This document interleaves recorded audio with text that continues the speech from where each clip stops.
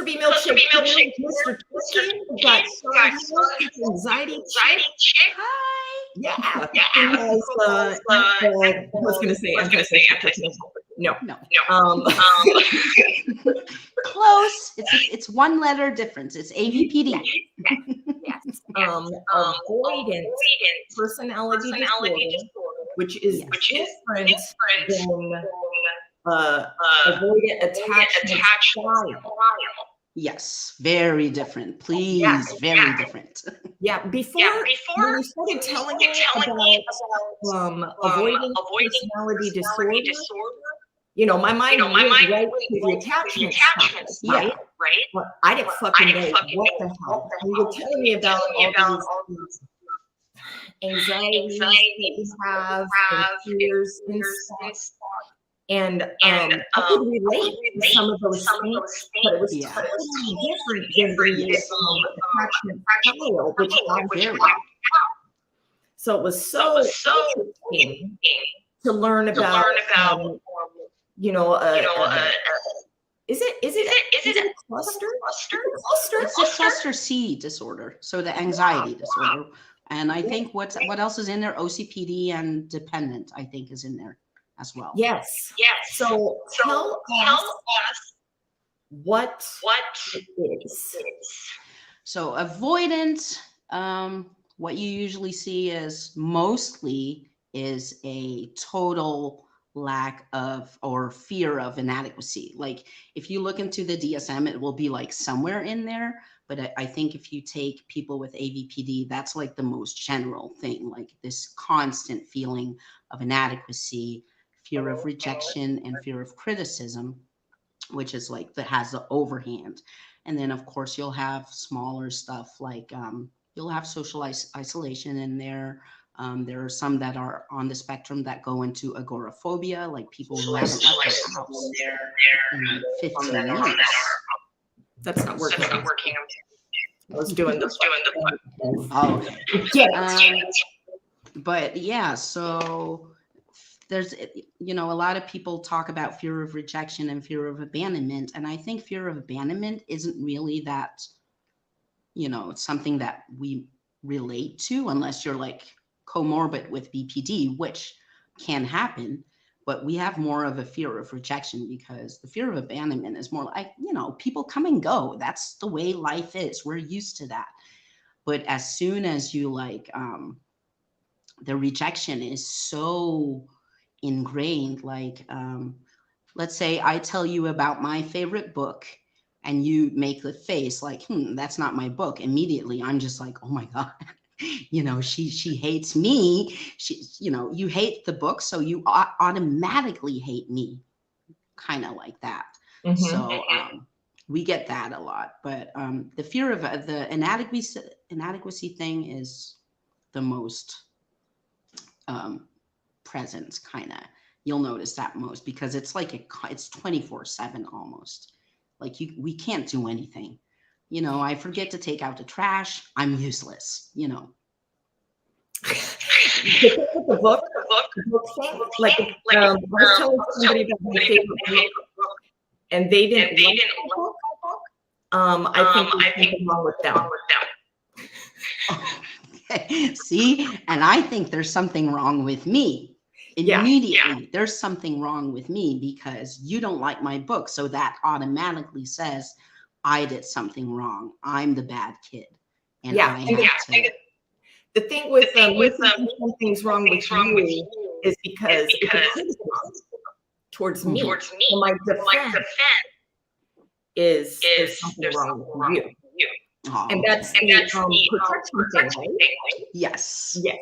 So we do that too, but different.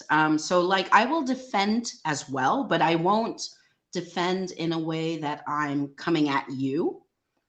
I will defend the book. I'm not even defending myself because I don't matter. We don't matter. We're not important.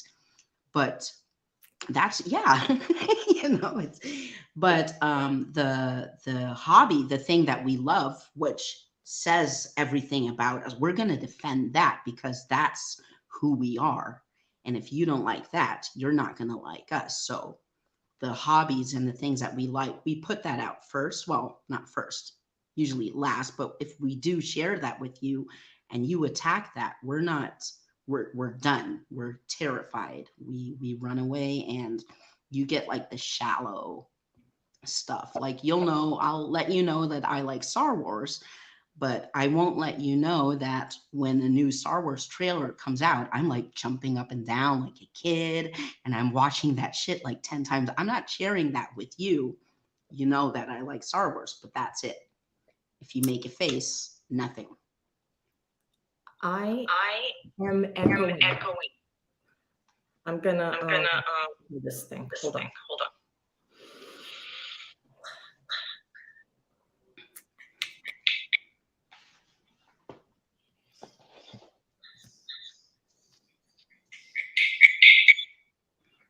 Okay, how's that? That's better. At least on this side. No, at least on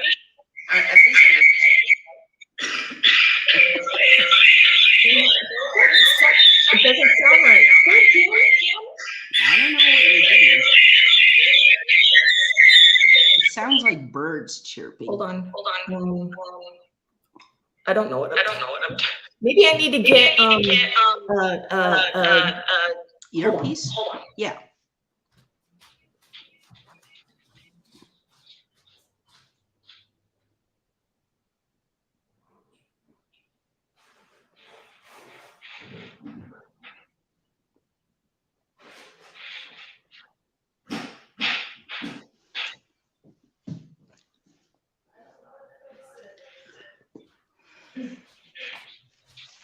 I don't know how to fix it. Help. I mean, I could hear you until you started chirping like birds. I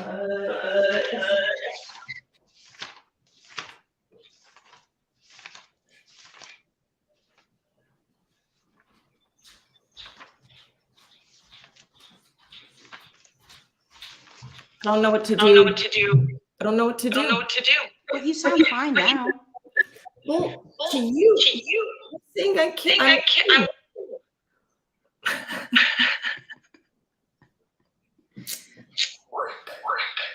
I don't know where my headphones are. Fucked.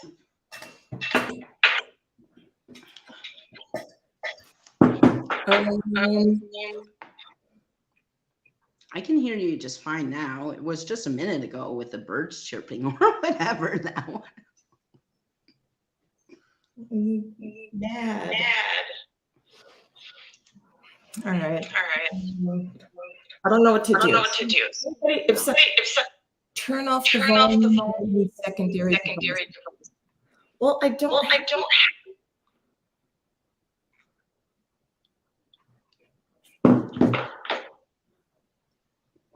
Off Anxiety Chick mic. Turn off on the second. I don't have a secondary. I don't know. Hopefully I'll my headphones are. I don't know. Yeah. All right, so you're gonna have Okay. I'll go into so what was I saying about AvPD? Inadequate, inferior. Did I say inferior? Just I don't think so. No. So the feelings of inadequate, we feel inferior or unworthy, like we don't exist. So it's constantly this is why we make ourselves small all the time and make ourselves invisible. We not only make ourselves invisible, we believe we are invisible, like we don't matter. Constantly, we are ridiculously shy. Like now it's better, but in the past, I would always like wear the hoodies and my head down, and I would stand in line in a store for like 45 minutes until like the cashier would be like, it's your turn, and then still I'd be like, no. I'd feel horrible, So we are also constantly on the lookout for danger. So hypervigilant, we do have that in common as well. Very hypervigilant. We are also very hypersensitive. And I don't know if, I think I told you about the Sam Vaknin video that he did on AvPD versus NPD, where, because we are also, you know, the hypersensitive, and criticism to us is viewed as rejection or ridicule. And because we're constantly looking for that, we ourselves are constantly giving what you would call an narc injury, according to Sam Vaknin. But if I look at that, yeah, it's the same. I think only the way we react to that is different. Like you said, you will defend and attack. So we will lash out too, but we will lash out at ourselves. So if you say something to me, immediately I go to, yeah, you're right. I suck. I can't do this. I'm a horrible person. I may not say it out loud, but I am thinking all of that on the inside. So the lashing out is just turned inward. And what you will see is either we shut down or we do the people pleasing thing where we're just like trying to be our friend constantly, which means we're also masking up the entire time because we're not showing who we are. A lot of people talk about the mask only being with NPD. We wear masks too. We don't like to talk about it, but we do. Also, things that we have in common with NPD is we need a lot of verbal reassurance. We won't go about it in the same way, but I know what I do is at work, let's say I'm at work, you know, I did this, you know, with a partner, same thing. I made you dinner. I did this. I got your slippers. You know, so did I do good? Did I do good? Am I a good girl? I need like that constant pat on the head kind of thing. I don't need to hear you're a good person, because compliments make us feel like we're dying on the inside. I don't know how that is for you. I think I asked you this earlier this week, like, how are you with compliments?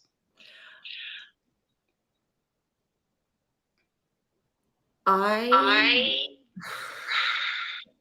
hate this thing. Hold on, I'm thinking of something. Yeah.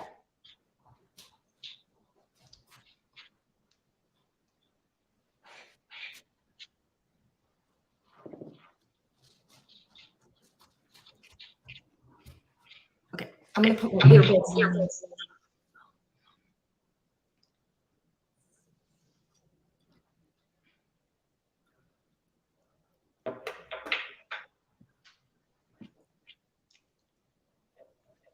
How about that?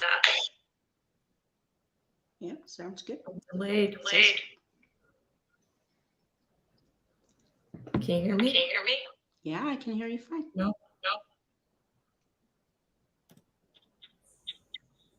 See, can you hear me? Yeah. God damn. My live on my phone is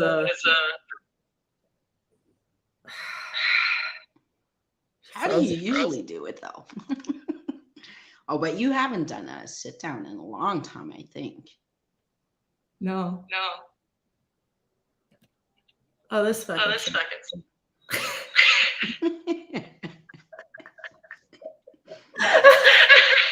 I love that we tested it up front. my we're frozen. You're frozen too? I'm on Oh, okay. Must be one of those days. All right. This is a good exercise, you know, work through the uncomfortable and, you know, the shame thing. And this is a good exercise where, yes, I thought about your shame bell so many times. Like, I should have a shame. And then I'm just like, no, I'm not going to do, I don't mean in my videos, but just here at home. And then I'm just like, no, I'm not going to do a shame bell because I'm just like copying Sarah. That's not the plan. Even if it's at home, but still I'm just like, yeah, I could use that right now, you know, just in my ear. Well, I hope you guys.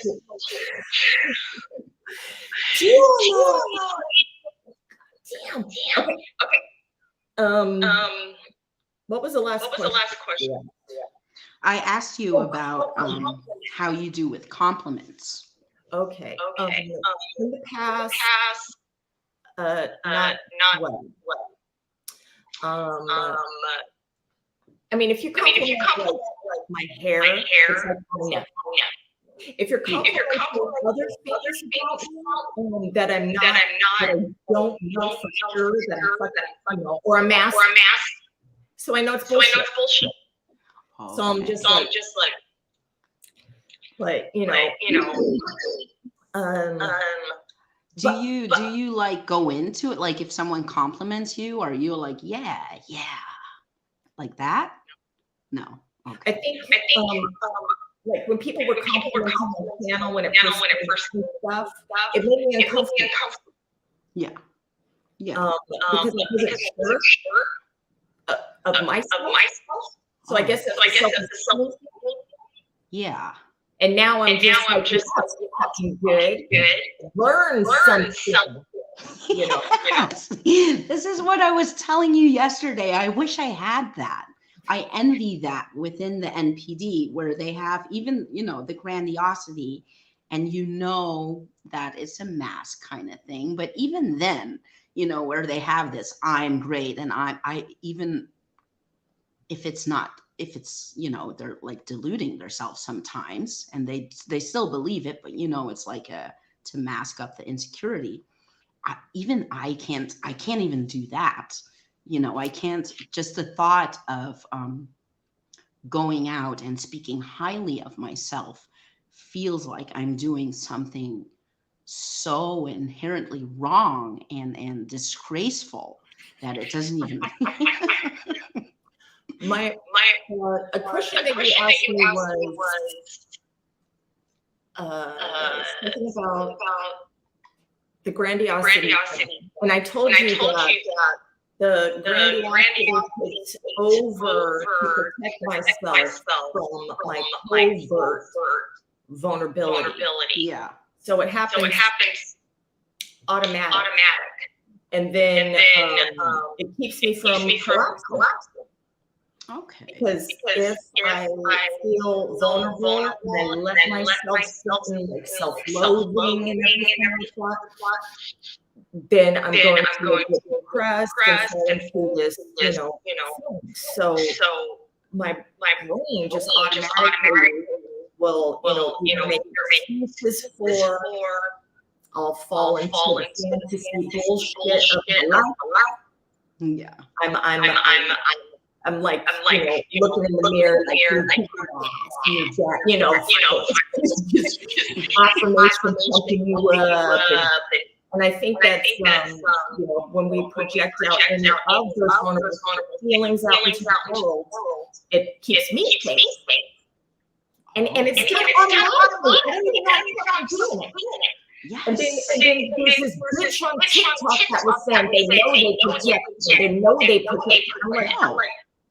Bitch, you know about yeah, no. And it takes, I don't know how it was for you, but you know, becoming aware of everything and more as you're going on this journey, what I've learned is the areas where I had no idea, where I was projecting my fears onto other people or outwardly. And now that, you know, like, I don't talk about this, but with my son, when he reached a certain age, I talked about how kids until a certain age are very safe to me.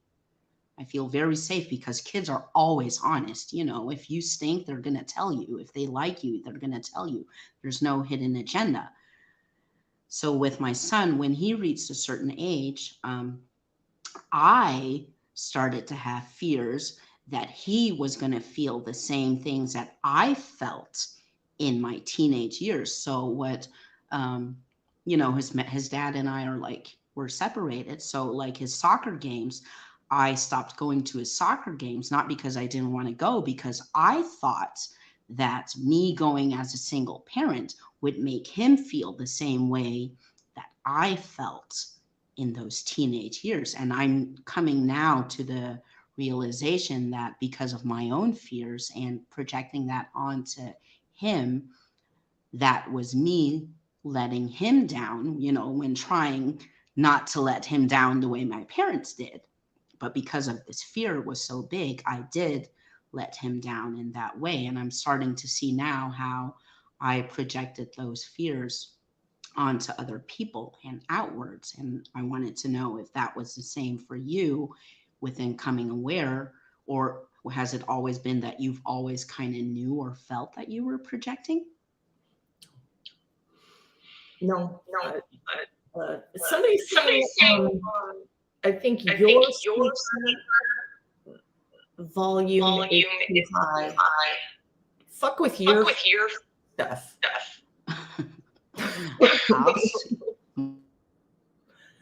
Wait, I don't know. More settings. I'm trying. Let me know if anything changes, okay? I'm still. Mine looks good though. Oh, wait.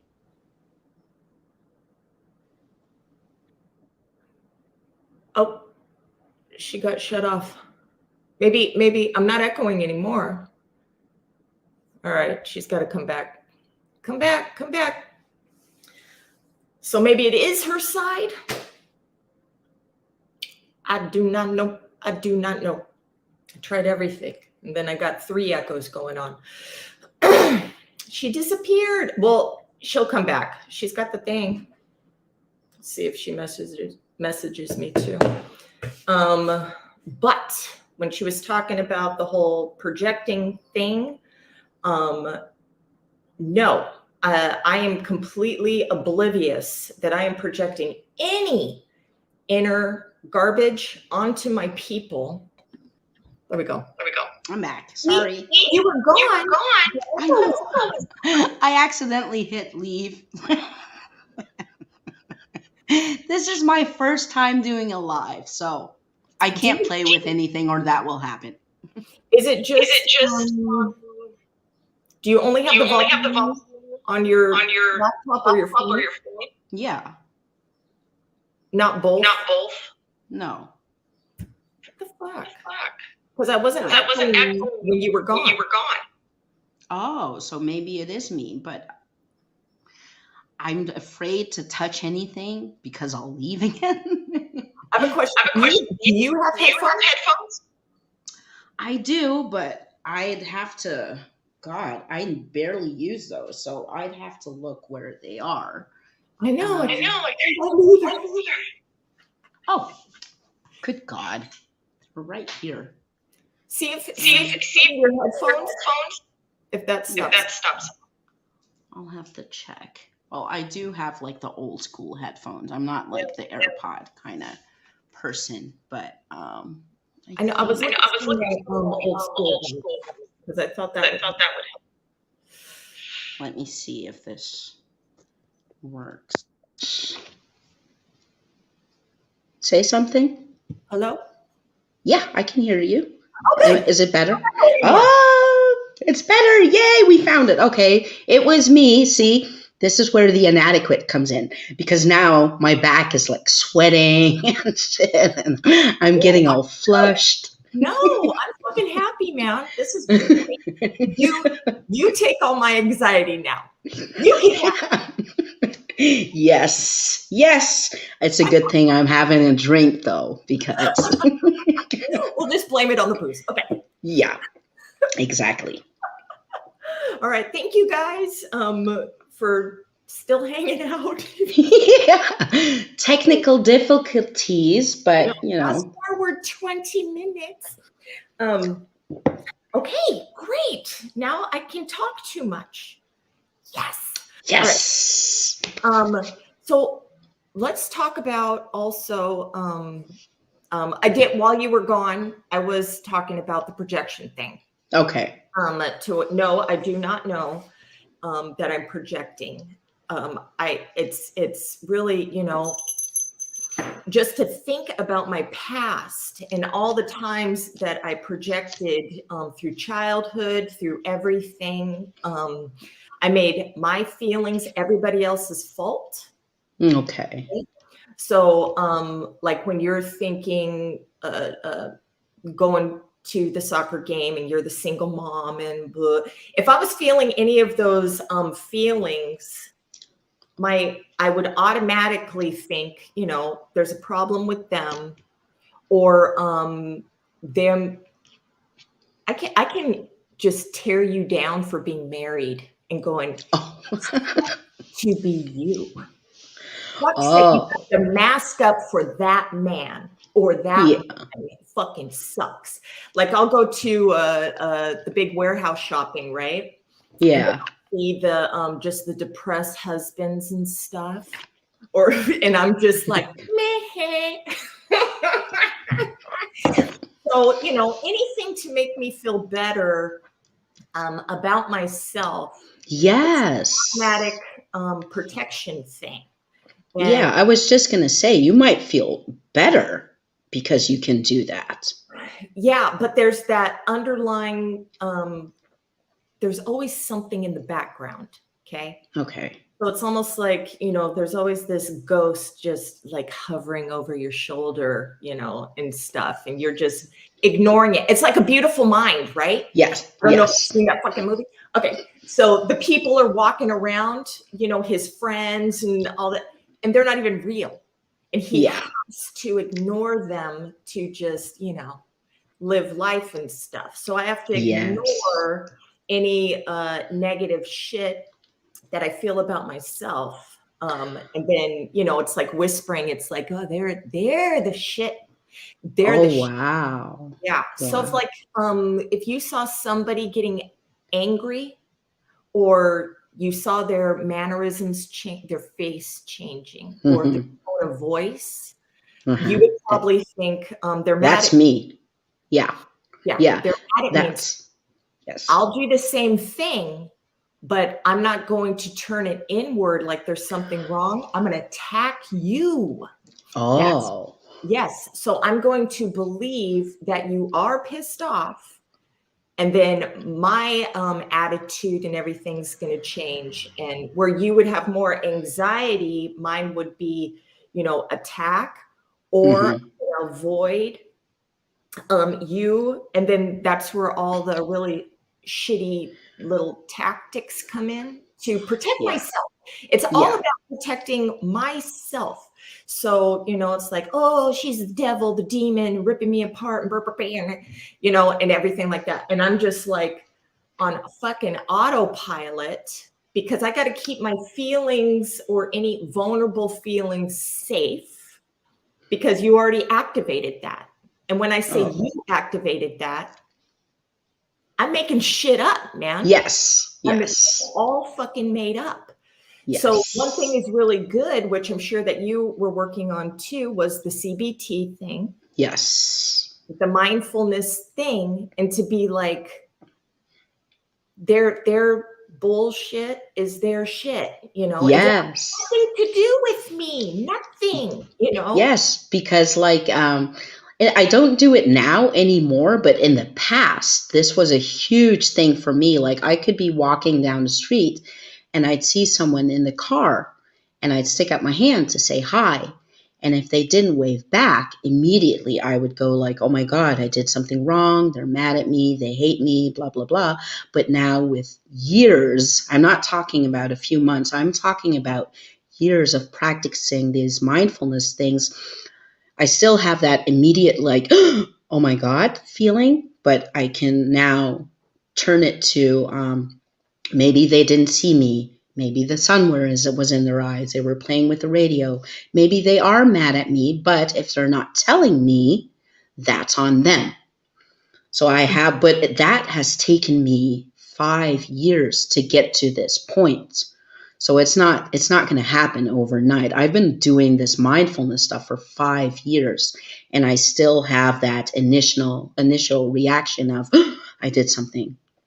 But I have learned to switch it now, which is good because, before, imagine just walking down the street and someone doesn't see you and I go home and I spiral because, I did like this horrible thing that I don't even know what I did. But I immediately, I believe that I did that whatever it is that made you not wave at me is something about me. I am a horrible person. I did something wrong. I embarrass you. I said something stupid, whatever. It's always negative. And like with you have where you try to keep the negative out. What I have is I will keep everything positive out. So if someone like compliments me, I am getting as far away from you as possible. Like my best friend, sometimes she'll say something like, you're such a nice person. And in my head, I just want to, punch her in the face to get her to just leave me alone. I don't want, and it's not like I don't believe her. I do believe her. It's just, I don't want to hear that stuff because I am always waiting for, if you say that, then in my head, that means the next thing that's going to come now is humiliation. So I don't want that because we're always afraid of humiliating ourselves. So if you say something good, I'm just like, okay, so the next step is humiliation. And so keep compliments and everything as far away from me as possible. Like I want to like disappear into the ground and not come up and stuff like that. But I'm working on that. But and that stems from childhood trauma, right? Yes, I mean, yes. had told you Yes. you were worthless. Yes. In your own special parenting way. Yes. So that it became ingrained in you. And yeah, like my mom would sometimes, like I was a sensitive kid. Like I like to be around my parents and stuff. And I think I always had like the people pleasing stuff. Like as far as I can go back, I know that I would like bring my mom coffee in the morning while she was doing her makeup, even when I was like 4 years old, doing something nice and asking if sometimes I would ask if I could sleep in her bed because, I miss my mommy, especially after the separation. And sometimes she would say yes, and I would be all happy. I get to sleep, I get to get close to my mom, who is usually ignoring me.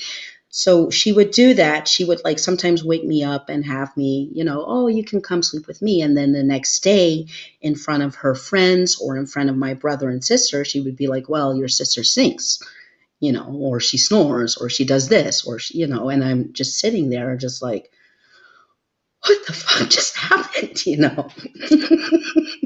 And that would happen daily.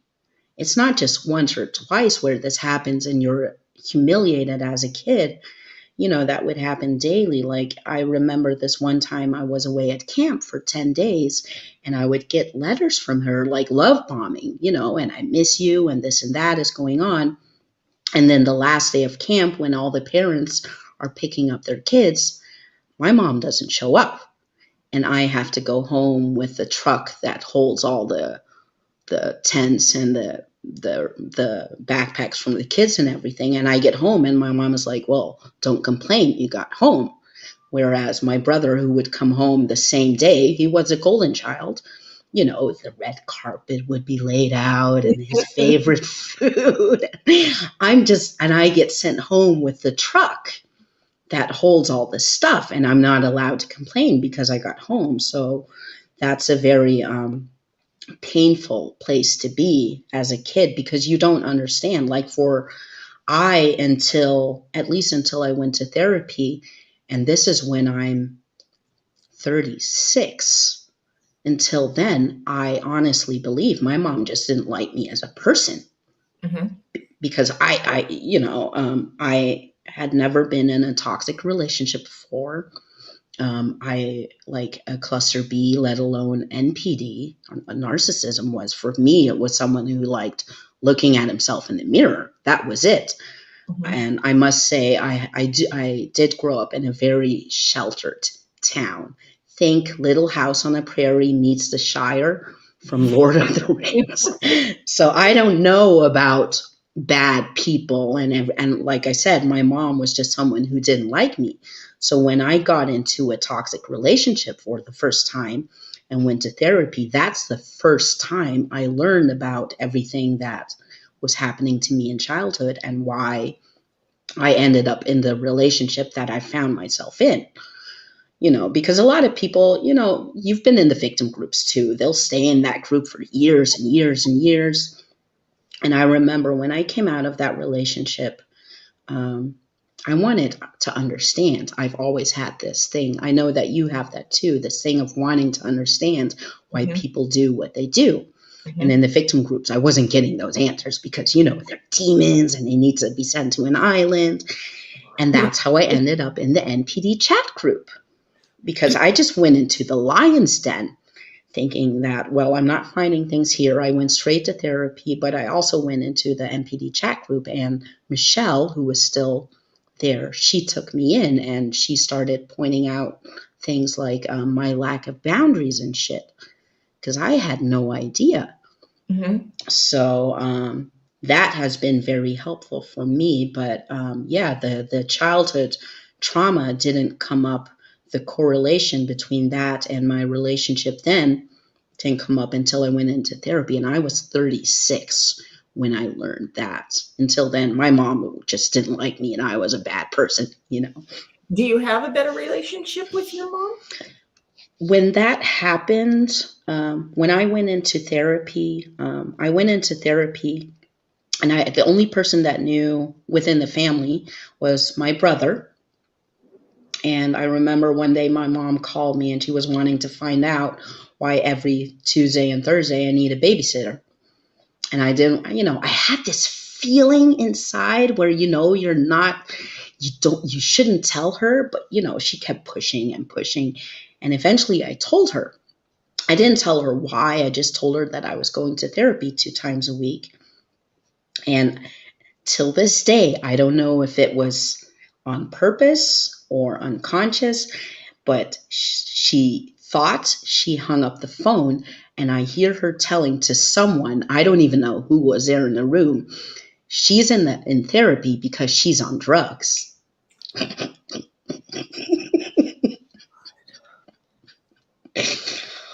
Oh my God. And I stayed away for 4 years. 4 years. I didn't go near her. I didn't have any contact with her. If I would run into her in the street, I would just say hi, but I'd keep it like to that hi and goodbye. And, I'd keep it short. And I would hear people come in to me, and like people would come up to me like, how could you not go to Christmas and your mom is sad? And I wouldn't say a word. I would just let her shit talk me for 4 years. And eventually people caught on.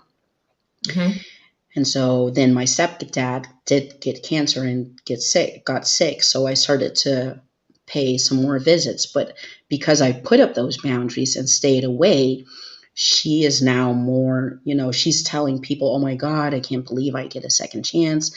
So she is really trying, she still has her little setbacks and stuff where she'll like do the shit that she used to do in the past. She still does that, but it doesn't bother me anymore. Like, I think 2 weeks ago was still something. Like, I saw her at the basketball game, and I was at, my nephew was playing, and I asked about my brother, and I said, is Kevin coming? And she said, oh no, he had emergency surgery at the start of the week. And I was just like, how did I not know? She's like, I wasn't even worth calling. And she's always done that. Like when my dad died, I had to hear it from a stranger in the streets, kind of thing, because I was too sensitive.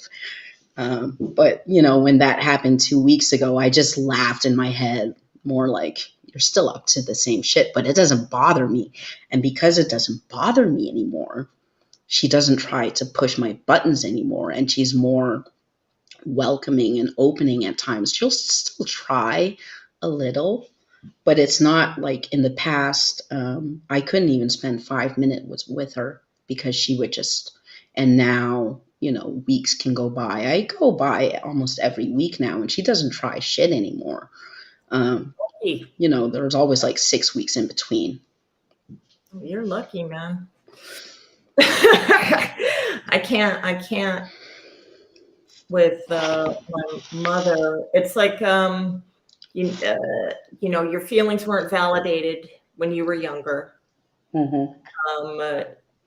I remember like When I would get upset, and what's really cool about learning about attachment styles too, is you learn, these defenses that you have as well. I mean, narcissism is an extra topping, on top of this, Yes. but at least the avoidant stuff, I would, if my mom didn't understand, she's being a borderline sausage to me, and then I would walk away. That's my thing. I avoid. I'm going to, the flight response. Yeah. So it's either fight or flight. I do both. But, I'd get away from her. Yeah. And then, my sister, who is 3 years younger than me, and we're young, and my sister would tell my mom how I'm feeling, but my sister doesn't know how I'm feeling. She's just making shit up too. So nobody fucking gets it. Nobody, and I wanted my parent to come after me and to say that she gives a shit. And this is probably why I always want my partners to chase me, because I'm afraid of being rejected again. My feelings are being rejected again. And so automatically I'm going to shut off. I'm the bitch that fucking, when I'm like, you do something to disrespect me, you're blocked everywhere. Fuck you and fuck you, and depending if, like, in that moment, I can justify never speaking to you again. If I'm like, this person holds no fucking value. All they're doing is just making me feel, right? Yes. So I don't have control over my own emotions. I'm not mindful. I'm not letting things just, this is just a little conflict thing or whatever. It's that whole CPTSD response from childhood, just like you said, you get the anxiety right away, boom. And that just goes, what's that? Right into my fucking chest. And then I react automatically to the threat. So you will turn shit in. I'm fucking attacking you, or I'm getting rid of you. I don't know how many times I'm like, I'm done with you. Block, and then you're dead to me. I'm fuck it. And then I know for a long period of time, and this is what sucks, is that, I had a big block of good years with my husband, because I was working on the whole mindful thing. I was being very aware of my feelings, not taking things personally. I was seeing that I was having better relationships, even with my mother, because I wouldn't let anything get to me or whatever, And then for me, for a little while, it became automatic, that I wouldn't respond. I wouldn't, everything's fine. And then something in my fucking head, man, it's like the mindfulness goes down. It's almost like maybe I'm not getting enough from the outside world. Maybe it's my chronic boredom, because when you're in a Buddhist state for so long, it's like, what the fuck? And then, like, even when I quit drinking for 8 months, you're in this nice, calm, everything's great state. And then it's like, well, I need some motherfucking chaos going on. I need something, And so then I'll start fucking drinking again behind my husband's back. Or just start doing, destructive even just trolling the internet. Something, just like, but the self-sabotage always kicks in. Yes. And so so I know I can do the thing because I've done the thing before. And one thing about getting into a new relationship, this is a fucking stranger. It's a stranger. You can't hurt my feelings, you fucking stranger. You don't know me. You don't know shit. And so I can be very calm, they're what they say or I'm not triggered in any way, you know? Yeah. Sometimes when I'm just like, okay, I got to respect their boundaries. And my automatic response is test them, test them, test them. And I'm just like, no, that's not healthy. That's not healthy. Let them be them. This has nothing to do with you, but and so I'm talking myself through it and stuff. Yeah. I feel so uncomfortable because my automatic response is to control the environment. And then so giving up control is healthy.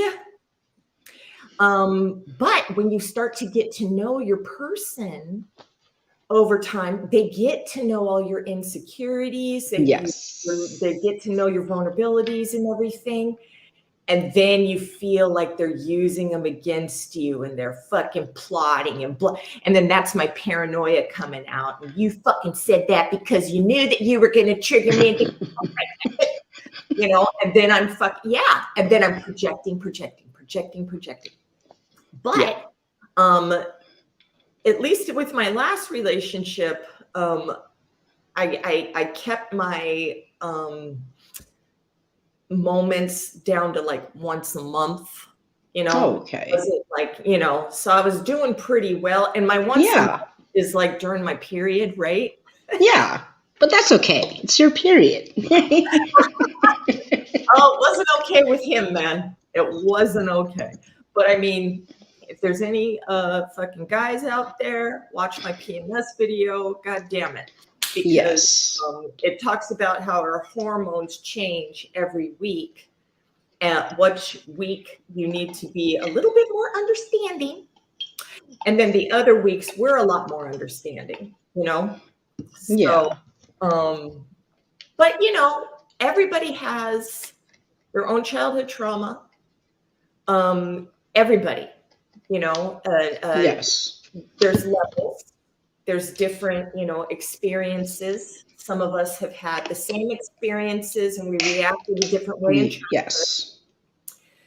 And it's learning how to work through those things together.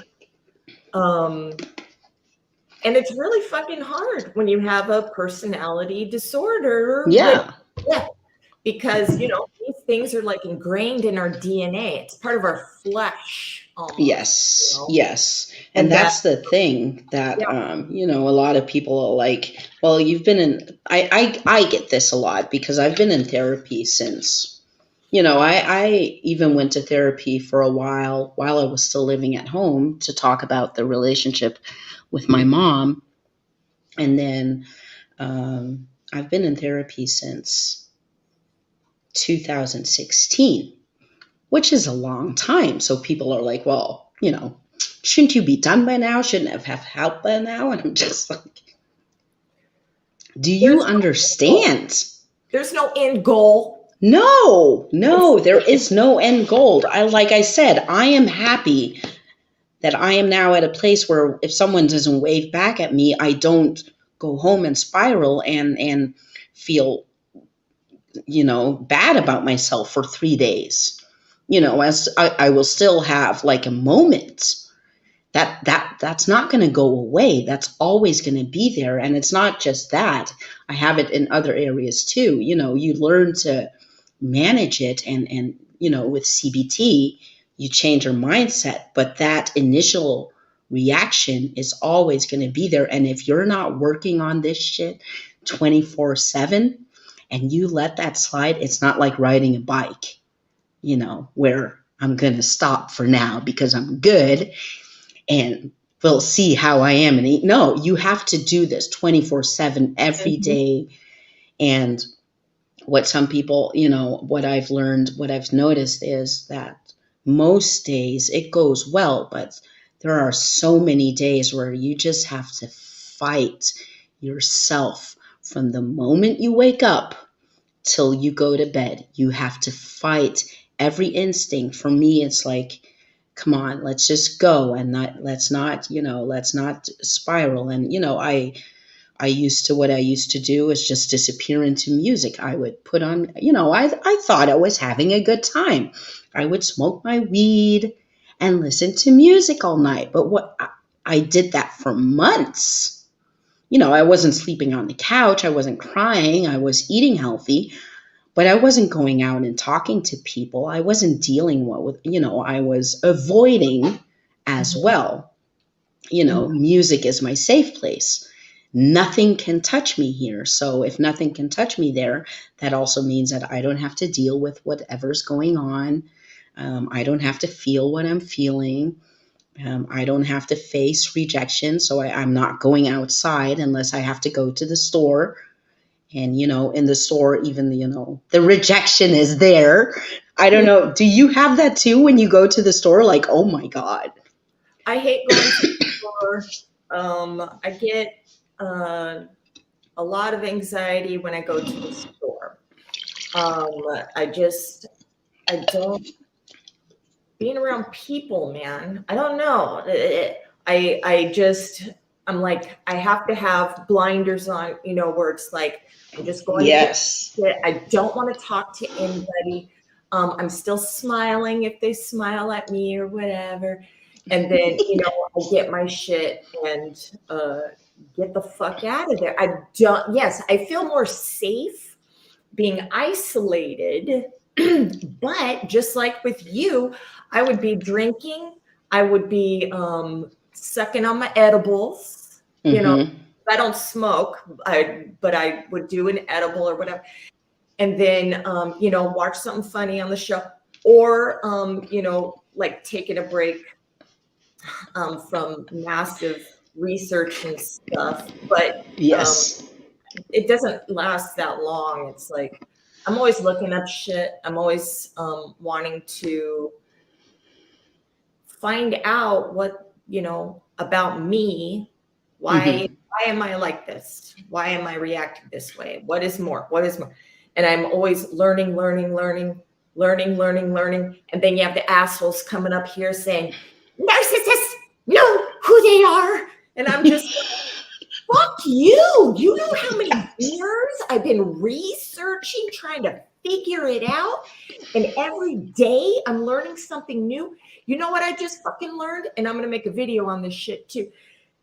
Is avoidance walk ahead of you. Yes. Avoidance. And it's not because of control and power, you ignorant assholes. And the thing that I learned, because I never walked ahead of my husband, because my husband was in the military. He was 2 inches shorter than me. So he had to be in the back of the line of the platoon. So he always walked fast. So he's always walked fast his whole life, even though he had narcissistic traits and everything. I was just like, okay. Because I asked him once, I'm like, why are you fucking, why don't you walk with me? And then he told me, why. And so I'm like, okay. And it wasn't a big fucking deal, to me. I'm a strider. So, okay. But in my last relationship, my boyfriend's 2 inches taller than me. Yeah. I started walking ahead of him. Oh. And when I read this about avoidance and everything, and because we're trying to avoid intimacy, I was like, that is what I was doing. I could remember feeling scared, like this. Oh my, I used to hold his hand and stuff and put my arm around his stuff. But after we were together for a long period of time, I saw myself walking ahead of him because out of fucking fear, man, of being like, he's going to think I'm needy, or he's going to, it's that intimacy thing, like he's going to, I got to get away from it. So that's me avoiding him. Yeah. So I'm walking ahead of him so I don't have to feel that closeness, which makes me feel vulnerable and which makes me feel like I'm not in control, having these, intense feelings, because I love the shit out of him. Yeah. I want him to fucking be his cape, man. I love you. I love you. But I was scared to death that he would see me as weak. So I'm walking ahead, motherfucker. Yeah. See, and that's what I found. That's what I found very interesting, because when you talk about the fear of intimacy, I can't speak for all in the AvPD, but I know this for me. For me, I love intimacy. I am afraid of a lack of intimacy because growing up, there was no intimacy where I felt that this was something that I wanted so bad. And it's not like it got shut down. It just wasn't there. No, it was just, it was non-existent. So I am always, and this is why I'm anxiously attached, but I want that intimacy very bad. So I do become clingy. I'm in the attachment groups and I watch some of the posts and I'm just like, oh my God, I'm not as clingy as I thought. And I'm just like, oh my God, I thought it was worse. But, I do know that I like that closeness. And when that's not there, that's when I start getting afraid, where when there's no intimacy there, it's not. And this is, again, I'm not thinking that there's something wrong with you, that you are pulling away from me. I immediately think it's something about me. I'm doing something wrong. I am upsetting them. I am, I'm boring. This is what AvPDs have in general. We're boring. We don't bring anything to the table. We believe this about ourselves. So, even within relationships, yes, I am anxiously attached. So technically I would be what you would be described as clingy. But if I'm in a relationship with you and like you have NPD, and you're just doing your own thing, even if you're just sitting on your phone the entire time, I'm not going to say shit because I'm just happy that you're allowing me to be there. And I'm just going to sit in silence, and that can go on for months until, of course, you get this feeling of, hey, I do exist, but I'm not going to be the person who's like blowing up your phone and shit. Mm-hmm. I think that I do have this anxiously attachment style, but because I want to be close to someone so bad, and this is also what we have, like NPD has this too, we fantasize about ideal relationships. Mm-hmm. My ideal relationship is, I grew up in the 80s and, all the songs and shit. Mm-hmm. That's my ideal relation. I when I was 7, I was playing REO Speedwagon, Keep on Loving You over and over and over. And I thought, this is how my adult life is going to be, and Disney but this is what I thought love was. And, like I've heard you talk about, and, you're right about it. I've heard you talk about the Twilight series and the 50 Shades of Grey series. Mm-hmm. And, I have both series in my book. I know, but, I read the fucking books, man. Like with the 50 Shades of Grey, it wasn't for me. I didn't care about the sex thing because sex to me is something sacred. So for someone to just put it out in books like that was just, whorish. I didn't care for that. But mm-hmm. the intense love she had was something like, that's how relationships are supposed to be. With the Twilight thing, I didn't care for Edward. I didn't give a crap about him. I'm Team Jacob all the way. But that was like warm and fuzzy and, and Disney and shit. So this is my world. And when anything that kind of deviates from that, like before, I didn't have toxic relationships. I was in good relationships. I didn't feel good in those relationships, but the relationships themselves, there was no triangulation, no silent treatment. So I had no idea about all that stuff until I got involved with someone. But when that happened, I was like, what the fuck? And then all of my childhood wounds got triggered. And so everything I believed how love and relationships should be, and intimacy and closeness to someone that I missed in childhood too, I was going after that hardcore until my therapist in therapy said, like, the first week I was in therapy, he was like, well, tell me about, because I came in, I was like, yeah, my ex this and this and that. And he was like, I know, but, you would kind of allowed it. And I just, what the fuck did you say? And I started explaining. And then he told me again.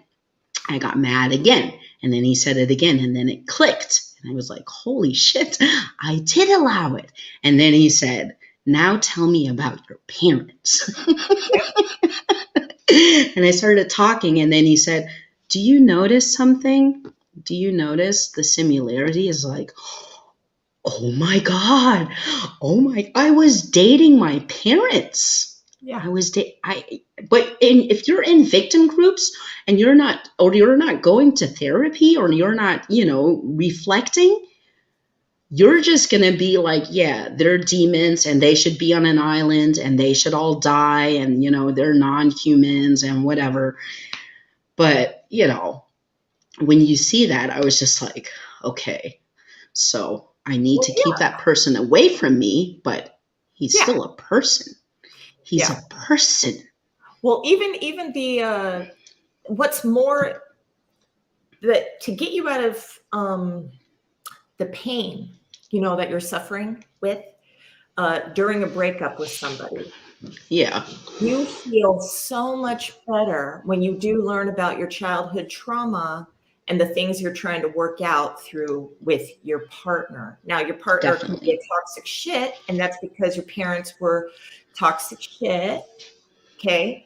And you just didn't see it. You're like, they paid for my food and electricity and my housing. Yes. Like, okay, did you raise yourself emotionally? Did you just go to your friends and you guys kind of raised each other and were given fucking, advice because you didn't have the, safety of an adult, or they were divorced? Now you have abandonment issues from one parent, and then the parents are talking shit about each other. And this is what love is. And then you're attaching yourself to somebody who's going to avoid your needs, your basic needs, which is usually, a narcissistic person. Or if you grew up having to avoid, also, you might attach yourself to a borderline who is anxious 5,000, right? And they just go attaching. You're pushing them away all the fucking time, and everything. But, a narcissist will be like, but they love me and they'll always come back. So that's like one thing with a narcissist being like, you're too much. With a borderline, you are too much. I need a fucking break. And sometimes they have to cold discard you. Get the fuck away from me. Yeah. They're going to miss you. They're going to miss you. But it's also because you remind them of their parent as well. Of course. But that's toxic too. So both of you guys aren't working on your shit, whatever.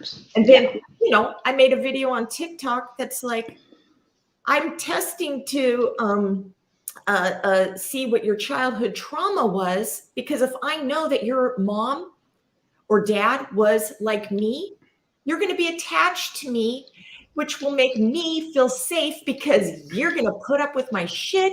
You're going to stay with me. This is before I would actually research, tap into why I do these things. Why do I avoid?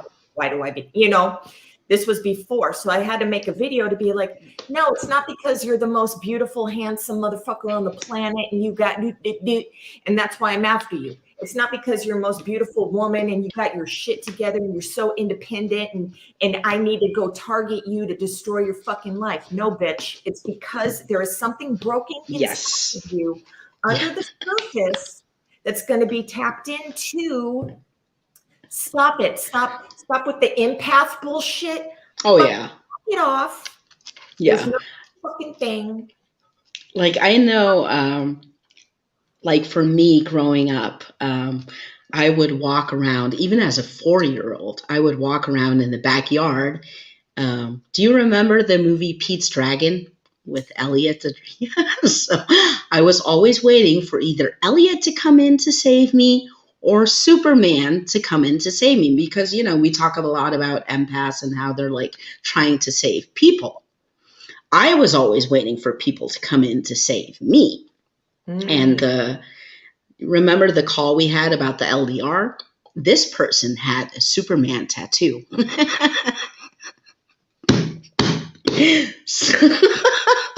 So I'm waiting for Superman to come to save me. This person thinks he's Superman because he has an S tattooed on his chest.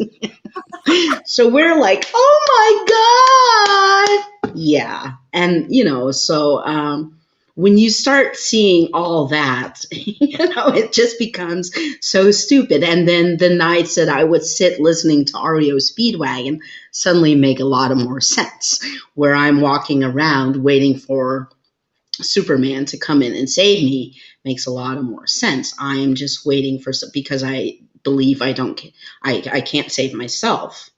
So Superman, who is still my hero, needs to come and save me and get me out of this situation, because, again, with AvPD, I'm not worthy of being saved.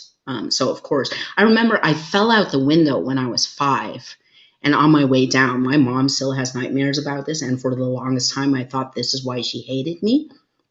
On my way falling down, I yelled out, "Superman, save me."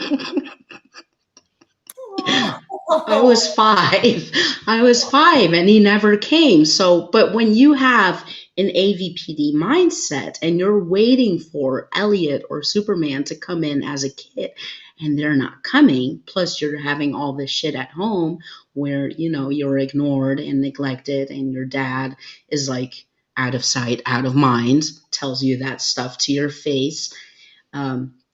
You're not worthy. You are not worthy. So it's not that weird that at a certain point, whether it's relationship after relationship, or in my case where it was one and then the long distance thing, where you go for someone who's unavailable, because that feels, like I said to you when I called you, that was safe. That was very safe for me. But looking back, of course, that's not safe. That's the most unsafe situation to find yourself in. And you're just, so the self-sabotage for me is not so much where I would go out and,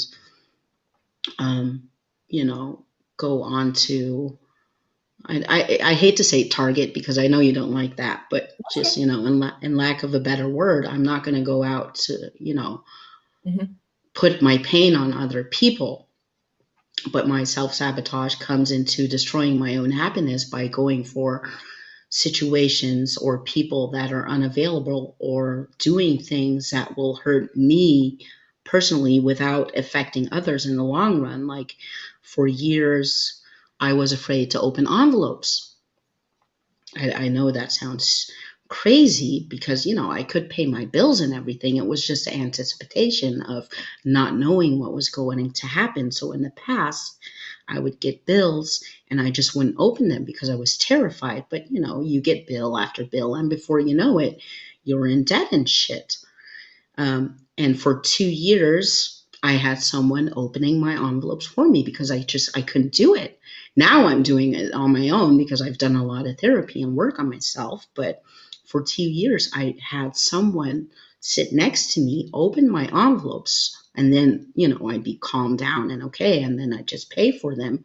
But in the years before, I did have where I would just ignore these things till I got in debt, and I got into a lot of trouble, and I had to climb my way out of that shit because I was just too terrified of just opening a freaking envelope, because I always need to know what's coming. I don't know if you have that too, where you need to know. I think didn't you make a video about that somewhere this week, where someone confront or asking you something in a moment, and you're just like, dude, like, give me like a week's notice before you put me on the spot. It was why do you love me? Yes. It was, why do you love me? And I had to, there's so many things that about you. So I'm trying to think so I can tell it, but he wanted the answer right now, right now, right now. It's like, hold on, you know, and then he thought I'm making shit up, you know, and I'm fucking not. And I even said this to my ex-husband as well. Not that he asked me, but he was always about, he is not lovable unless he's the perfect son, the perfect military, whatever the fuck, you know, this, that. And I said, you're so much more than that. And I was trying to show him that that's not just who you are, your other thing. He would not fucking believe it. And I had to leave him alone and be like, okay, well, keep up with your ego shit because I'm, you know, you're suffering because you're trying to be this perfect person. But I wanted to say something about, you know, you always wanting Superman to save you. For me, it was my father. So my dad, a huge core memory was I was outside with my friends and like this rogue black dog came and I'm scared of big dogs. So I start running around my friend group and the dog is chasing me and I'm screaming, daddy, daddy, daddy, daddy. And he was in the house and he jumped out one-handed over the fucking chain link fence, grabbed the dog, smacked it, and the dog ran off and he carried me into the house. So he was my Superman, you know? Yeah. My dad. So when they got a divorce, abandonment, my savior left me. And then my whole life, I've been trying to be with men like my father because they're going to protect me, you know, subconsciously or whatever. And then you get into the toxic shit. Like I like Edward. Okay. I like the possessive, you know, the your mom.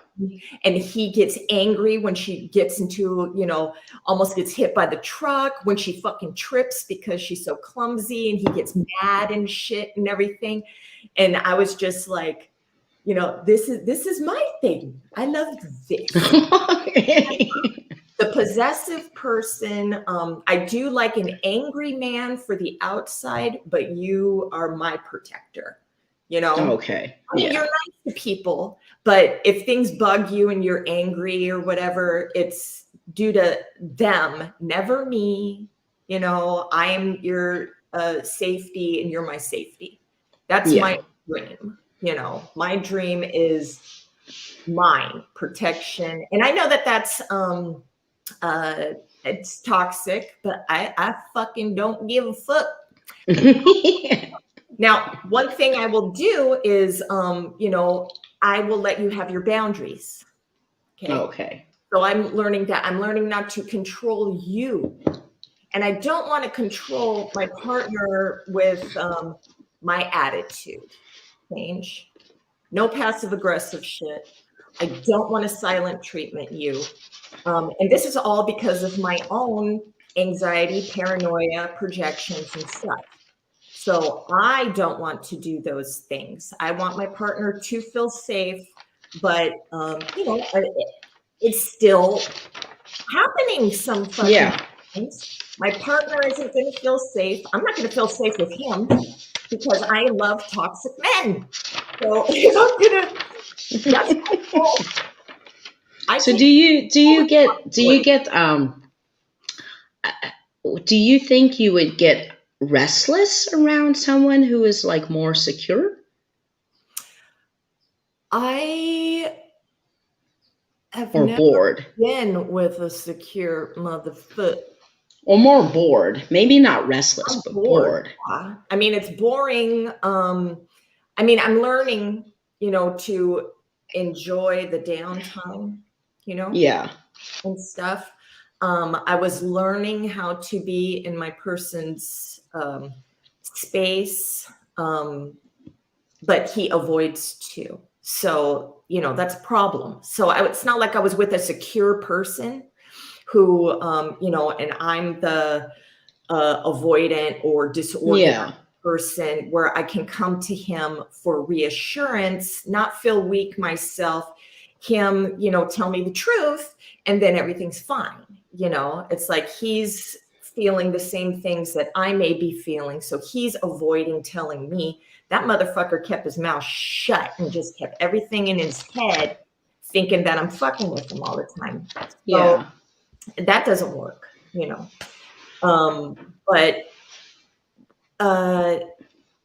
So I because I'm trying to work towards, you know, I can't tell you. I would have to experience it. I can't tell you if I'd be okay with it, because I've never experienced that before. And you know, people, I mean, I read 50 Shades of Grey, and after the first you know, whip me fucking bullshit, every fuck scene was the same, the way you described it. So I just go past all the sex.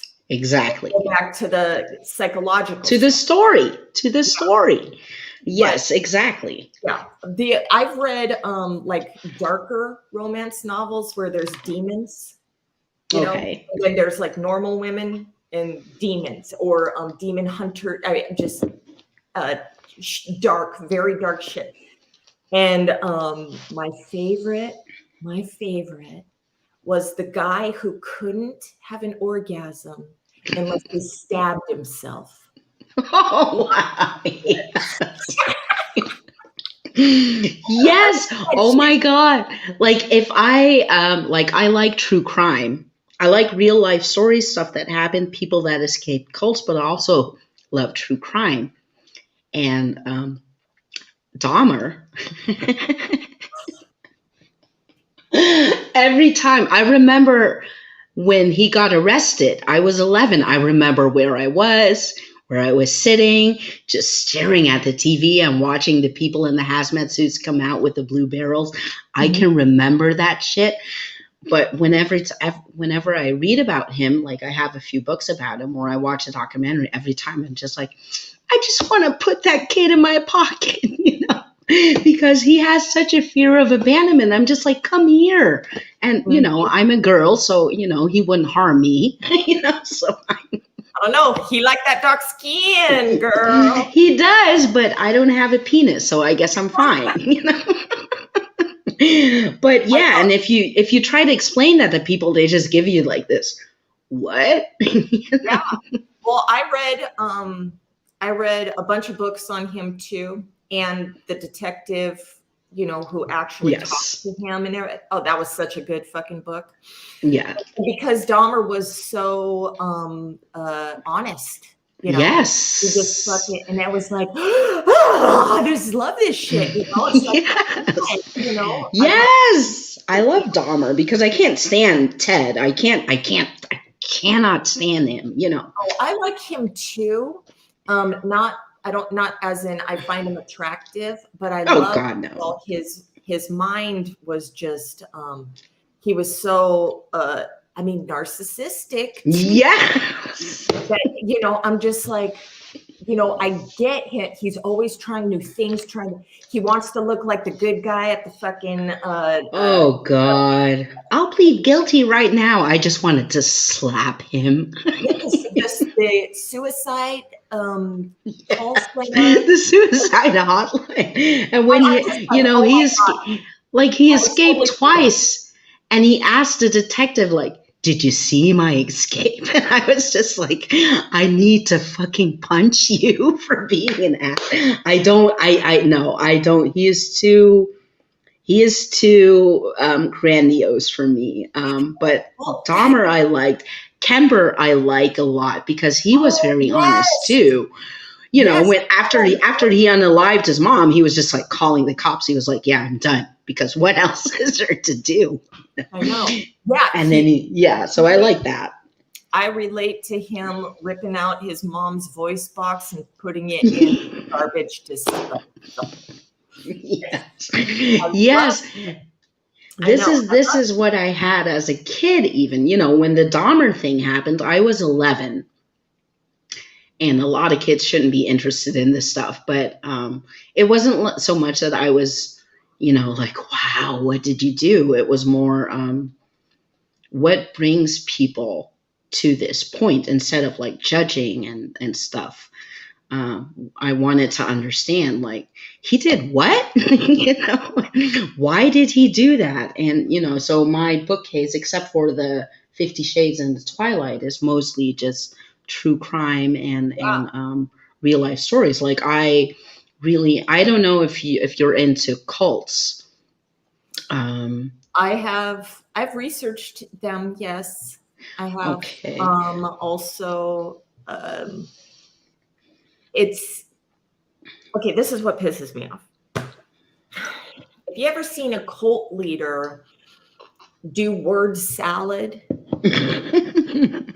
I've been told when I'm trying to explain something to someone about the disorder, this most simplest terms, I could just say, you do know MPD is a mental illness, and they'll say I'm doing word salad. I'm like, you don't know what fucking word salad is. No.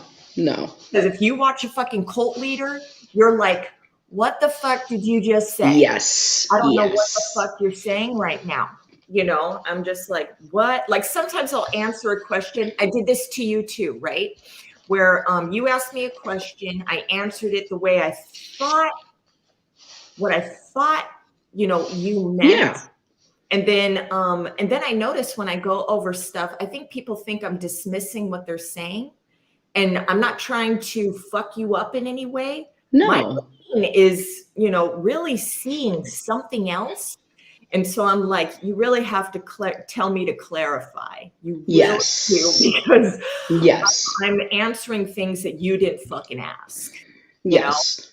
And it happens automatically. Sometimes I take a minute, I type out something, and sometimes I have to erase the whole motherfucker because I didn't answer what you fucking said. It's like, no, I get that. But I've been taking a step back from the self-analyzing thing, although I am still in the healing journey part. But now I don't know if you know this channel on YouTube. It's called Cults to Consciousness, and it's Cults to Consciousness. And it's a channel by this woman named Shalise, and she's an ex-Mormon who escaped the cult of the Mormons. And she has every single cult that you can think of, people who escaped those cults, come on. And what's interesting, why I'm watching that, is because a lot of those things that they are struggling with and they have dealt with in childhood are so relatable as to what we went through. You have like someone who, like Amanda Ray, who escaped a polygamous cult. She is talking about how she has to battle her narcissism, because she's like, well, cults breed narcissists. And I know that this is what, everything that happened to me, from the SA to the mind control, to the neglect, to everything, to the beatings, I developed narcissism. I developed MPD, where others talk more about how they are dealing with their anxiety and depression, or where, people who have escaped, for example, Scientology, talk a lot about everything that they think and do and say. They have been learned that everything they do is their fault. So that's where I relate a lot to. So I've been, instead of doing the whole self-analyzing and watching all these channels, I've been watching these cult channels because, one, I like cults. They're fucking interesting, both the leaders and the people that join them, but also because it's very relatable, although in a different way. But, it's very inspiring at the same time. I don't know if you do this, but I do this. Like, sometimes when I'm having like a down moment, I will, and I think this is an AvPD thing. What I would also do, and I still do now, is when I'm feeling like, oh, I feel like this, or I'm having a rough time, I will go to someone who has it worse.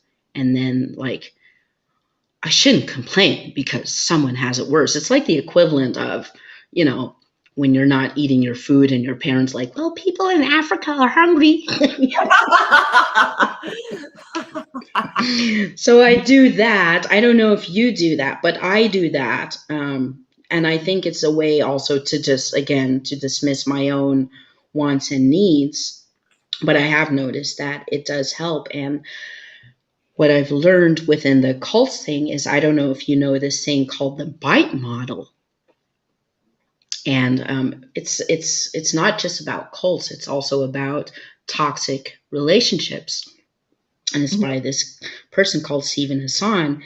And it's behavior, information, thought, emotion, control. So if you look at behavior, it's like regulate and dominate behaviors through strict rules, rewards, punishment, and limiting information, control information flow through censorship, propaganda, restrict access to outside information, which again, you will see within a toxic relationship. It doesn't matter which cluster you're in. Toxic is toxic, you know. Well, and if you're part of a cult, you feel special. Yes. They make you feel special. So yes. that's stroking your own. The love bombing. The love bombing. Well, it's also making you feel fucking, you're stroking your narcissism because you're like, you're special because you're in this, you know, thing. Yeah, and because you're part of something bigger, like especially, like I don't want to get Scientology to like following your channel and ruining up your life and shit, because they do that. But please come after me. But I have been deep down the Scientology rabbit hole for years because I have family in Scientology, as you know. Oh, wow. Which is it's I got pulled off the street to fucking buy a Dianetics book when I was, my God, don't even put yourself on the list, because they will harass you for years and years and years. I haven't been fucked with, but it's so funny because I was on Hollywood Boulevard with my cousin, and these people are like standing in front of the thing. I didn't even know what the fuck it was. So it was kind of like they were just giving, you know, talking about a self-help book and this or whatever the fuck, you know, and they talked us to get it. We took the test. Yeah. And okay, this is the book that's going to help you the most. And this is the book, blah, blah, blah. So I took it. I probably read fucking a quarter of it and then threw it in the corner and went on with my life, you know, so whatever. But the thing that you were saying about finding somebody who has it worse than you, because of my lack of empathy, I'm not gonna fucking have that connection. So like, first me, it would be like, I'm the most broken person. Okay. So that's another grandiose. I'm the best broken person, right? And then when I talk to people who've gone through so much or whatever, I don't have an empathy connection to you. So I don't feel sorry for you. I feel actually like, this is interesting as fuck, man. I mean, this is holy shit. You're like, you know, it's like watching a movie, you know, I'm listening to all this stuff. And then, you know, usually when I talk to people like that, they like talking to me because I can relate on some darker features that came about because of the things that happened to them, you know? Yes. And then they usually have narcissistic moms. So it's like, okay, well, you're talking to your mommy right now, and you know, this is why, you know, blah, blah, blah. But yeah, so it's really interesting to me, you know, when people have all these, you know, like, you know, when we get into our chat group, right? And one time I asked a question that I made a video on too. It had to do with, okay, I can't fucking remember. Oh, I think it was cluster B rage. Yeah. So, I didn't do it just on narcissism because our chat group is across the board, right? Yeah. So I wanted to know how everybody rages out on the different, you know, cluster B, right? And, you know, and then we had one person, you know, the more darker you are. So, you know, I always look at histrionics, borderlines, narcissists, antisocials, and then psychopaths, right? Yeah. So the more darker, the more abused you were, bad, you know? Yeah. And I always look at, you know, that's the hierarchy. It's not you're better than me. It's you were more damaged than I was. And just being like, you know, they're more closed off. They're more projecting their pain on others. They want to hurt, you know, and I used to be like that where I wanted to hurt other people.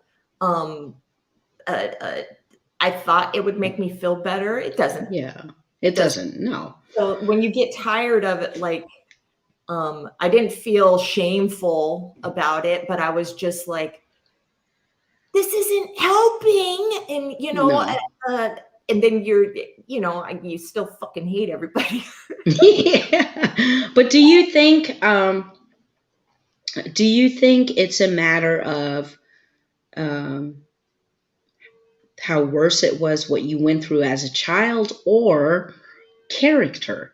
Because I don't know if you know the book Dave Pelzer wrote about his childhood. That's pretty. Dave Pelzer, I read that book once a year, and I used to tell myself I do that to keep my feet on the ground, but now I just like, that's again dismissing my own stuff. But he was severely abused and everything as a kid, where, you know, his mom would like beat him up and SA and make him drink Clorox and shit. But yeah, so it's, you know, he went through a lot of shit. But, and then, you know, I've been in the NPD chat groups for 6 years now, and there are a lot of people in there who have been diagnosed NPD or even ASPD who didn't go through severe abuse, but, you know, were the opposite, where they got spoiled constantly, which is abuse too.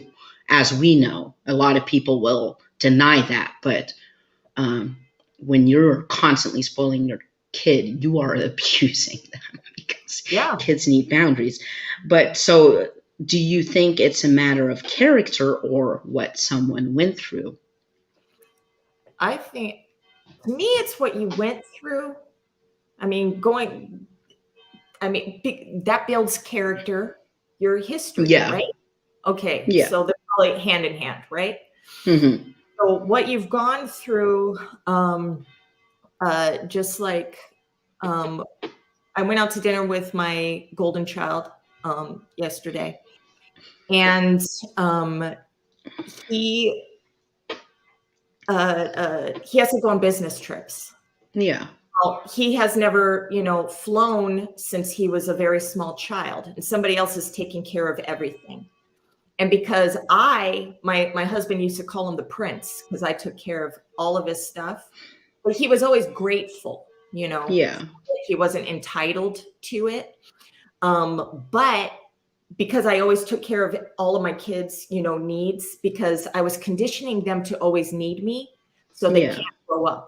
So I'm doing Peter Pan shit, keeping them all children, you know? Yeah. And I did make a video on parental emotional incest and your love life. Yeah. You know, okay. So people who have had moms like me that were trying to keep you a child. So they always need me. And so he's telling me, and he's going to be 29, and he's telling me, yeah, I had to buy my own ticket. I had to, you know, make arrangements and everything. And like, you know, because if something happened to his car, I would always take care of it. And it's not, so I wasn't training my kids to take care of themselves, you know, and I'm just telling them, I'm like, that's great. I'm, you know, yeah, you know, you're doing the fucking thing. You're a big boy. And I was making a joke, you know, I was being sarcastic, but inside I was ringing the shame bell, dude, when he was telling me this, because I stunted him from doing all of these things, that he was like, almost, he had a little bit of fear because he had to do it himself, but he did it himself. And he's like, this top dog at this fucking company and shit, but still underneath is all that fucking trauma that I pushed on him and siblings, of course, you know, by taking care of all of their shit so they would never leave me. I never wanted them to leave me. I even was like, quit your jobs and just go to school. You don't have to pay bills. Yeah. You don't have to pay the bill. Yep. Stay Yep. home forever and ever. And ever. Yeah. Yeah. My ex's mom was like that. She eventually left her when this was when I was with him. She eventually left her husband she was with at the time to move in with him. I would love to have a house where all my children live forever Oh my. and ever. I know. And it was just like, but you are ruining his relationships. And, you know, we would have to sleep. She took over the whole house. We had to sleep on the couch. One morning I woke up, she was sleeping on the couch with us. I was like, what the fuck is this? Okay, Yes. that's a little too much. Yeah, I had to get out of there, like ASAP, but that was scary. And, you know, from what I've heard, it's only gotten worse. You know, he's sleeping in the basement now. All of his stuff is gone. She took over everything. His kids are in therapy because they can't. And he's always like fighting his mom because he can't get away from her. You know, like Sam Vaknin talks about with the mothership concept thing, context, whatever. I thought that was so interesting. And I was like, yes. Oh my God. Yes. Dude, when I divorced my husband, I felt like I was divorcing my kids because I had to leave because the house was on, I mean, it was our property, but his parents gave us, gifted us the property, and they lived in the house right above the hill. I can't stay in the house and kick him out. You know, I had to leave, and the kids had rooms in the house. I can't, and you know, and they're adults, so I can't be like, oh, come with me. They don't want to, and they were kind of glad that I had to go because they were like, now they can grow up. Yeah.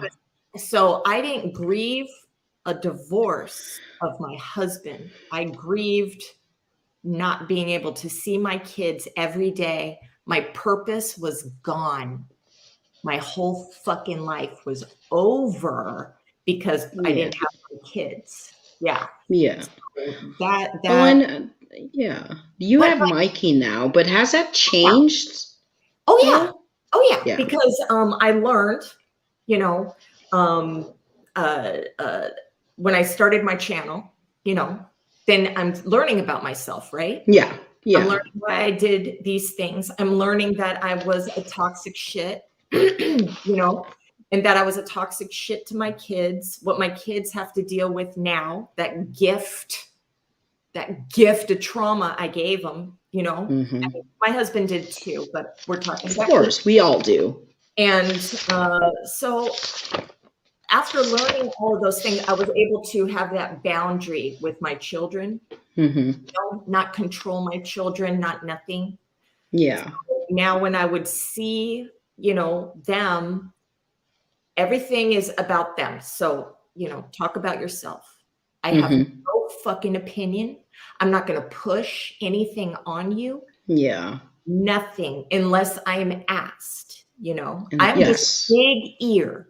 I'm just a big ear, and I'm only listening and everything, and just, you know, they're doing their thing. They know I'm here. You know, I'm here. If you ever need me, you know, you're stuck on the side of the road, or call me. You know, you have emergency, I will be here. So now I'm not, you know, blowing up their phones. You know, how are you? You know, text my son, you know, the golden child. I'll just text him once a month and be like, hey, how's it going? Yeah. And I'm not gonna guilt them into seeing me either, because I was guilted into seeing my mother my whole fucking life, and I hate it. Yeah. So anytime I react to my kids, I said, is this something my mom would do? Yep. Okay, I'm not doing it. I'm not doing it. Yes. Yeah, I have that too, but like I see now with I know how I react when people try to get me to open up about my anxiety and fears and things I'm insecure about. And so when my son does these things that where he's like testing the waters, you know, for reassurance and stuff, I have to hold myself back, not to, and just, you know, to let him be. And because I know how annoying it is when someone tries to come in like that. But a couple of months ago, I went out to dinner with him, and things started to get a bit loud and everything in a restaurant. So we talked about, you know, I started talking about, does that make you uncomfortable too? You know, when there's a lot of noise going on and everything. And so we talked about that, and he was getting like more comfortable. And then I told him at a certain point, I was like, well, I just need you to know that whenever myself or your dad, if we ever reacted to you in a certain way, where we got upset about something, I need you to understand that those were our fears and it had nothing to do with you. And I promise you, the sigh that came out of this kid was a 19-year-old sigh. He just was like, oh my God, I get it. And afterwards, I was like, parents, please have this talk with your kids when they're like 3 years old. I waited 19 years, almost 20, before this kid could let out this sigh of relief of thinking that, you know, when his dad and I would just be like, you know, do your homework or whatever, or are you going out again? You know, like that thing, like, what's his name? Tim Fletcher talks about, you know, the shame that we induce in with our kids, even though unconsciously. You know, 19 years is a long time before a parent tells you, like, hey, this is about me and it has nothing to do with you. And he just went into the deepest sigh I've ever heard come out of a person. And of course, because I'm AvPD, I felt like shit for 5 days after. But yeah, so have these talk with your kids. But I do notice with my son, he is now in a place where he's not happy. You know, he's struggling in school. He shouldn't, you know, he wants to, he's like a very loyal person. So around him, he has a bunch of people that are telling him one thing, where I am more of the person that's saying, like, hey, you know, you only live once and do what you want and whatever makes you happy. And you don't have to, you know, listen to other people. But because he's so loyal and afraid to disappoint people, for him, it's easier to disappoint one person than it is to disappoint 15, which is something I relate to because I'm the exact same way. Except the difference between my son and I is that in the past, I would just like go into a freeze or a fawn state. And my son now is in a state where the only thing that he cares about is going out with his friends and getting drunk. And, you know, what bothers me is that I can't say anything about it. You know, I just have to let him do that shit. And when he comes to me, just be there for him. And, you know, he'll sometimes test the waters and say stuff like, you know, he'll try to push my buttons a bit, like, you know, he'll text me and I had this to drink and I had this to drink. You know, he's looking for that reassurance. Am I doing okay? Am I doing okay? If I say yes, that's not a good thing. If I say no, he goes into a shame spiral. So I just, you know, how do you feel? Yeah. Kind of thing. But, you know, it's hard when he's now in this place where, like I said, it's easier for him to disappoint one person. So he kind of, you know, he talks to me and he comes around and everything, but he doesn't let me be there as a mom so much. I'm more like a friend to him at this point, which I understand is not healthy, but I am just letting him be whatever he wants me that, you know, that he needs. Whereas when he goes to his grandparents and his parents, they're just like, yo, you know, he's a teenager and just let him go. And, you know, and they're all just like coming down like, yeah, you need to be in school and you need to do that. And and because he's like so anxious about shit, I'm just at this point where I have to watch it happen. And I can't say anything because every time I say anything, you're pushing them away because they don't want to deal with that shit, you know? Have you been through that with your... You told me about the book, the Influencing People book, Yeah. right? Okay. And in that book was the, when you criticize somebody, they're always going to defend themselves. There's Yeah. no self-reflection. I mean, that's just an automatic, you know, response. Yeah. Defend whatever the fuck. So I totally see, well, you're like walking on eggshells Yeah. around him. So for me, I would like you said, ask him questions. Because what you're doing is you're not being critical, you're having him self-reflect on what he's doing. And I do think that, you know, you just checking in with him. So he did, because to me, I went back into childhood mode when you were talking about it. I was thinking, if my parent never not criticized me, but had some sort of, you know, like check-in moment, how you feeling about this? You know, what you're doing, because I know that you're on your own path, and I'm just, you know, the elder of the tribe, and I've been through all these things, and this is just, you know, what my path looked like. Yeah. Even though I don't want you to follow that path, I know you have to take your own path. You have to, yes. So at least he knows that you understand, he knows that you're concerned, and he knows that you're not going to shit all over him or whatever, you know, and that you're always there.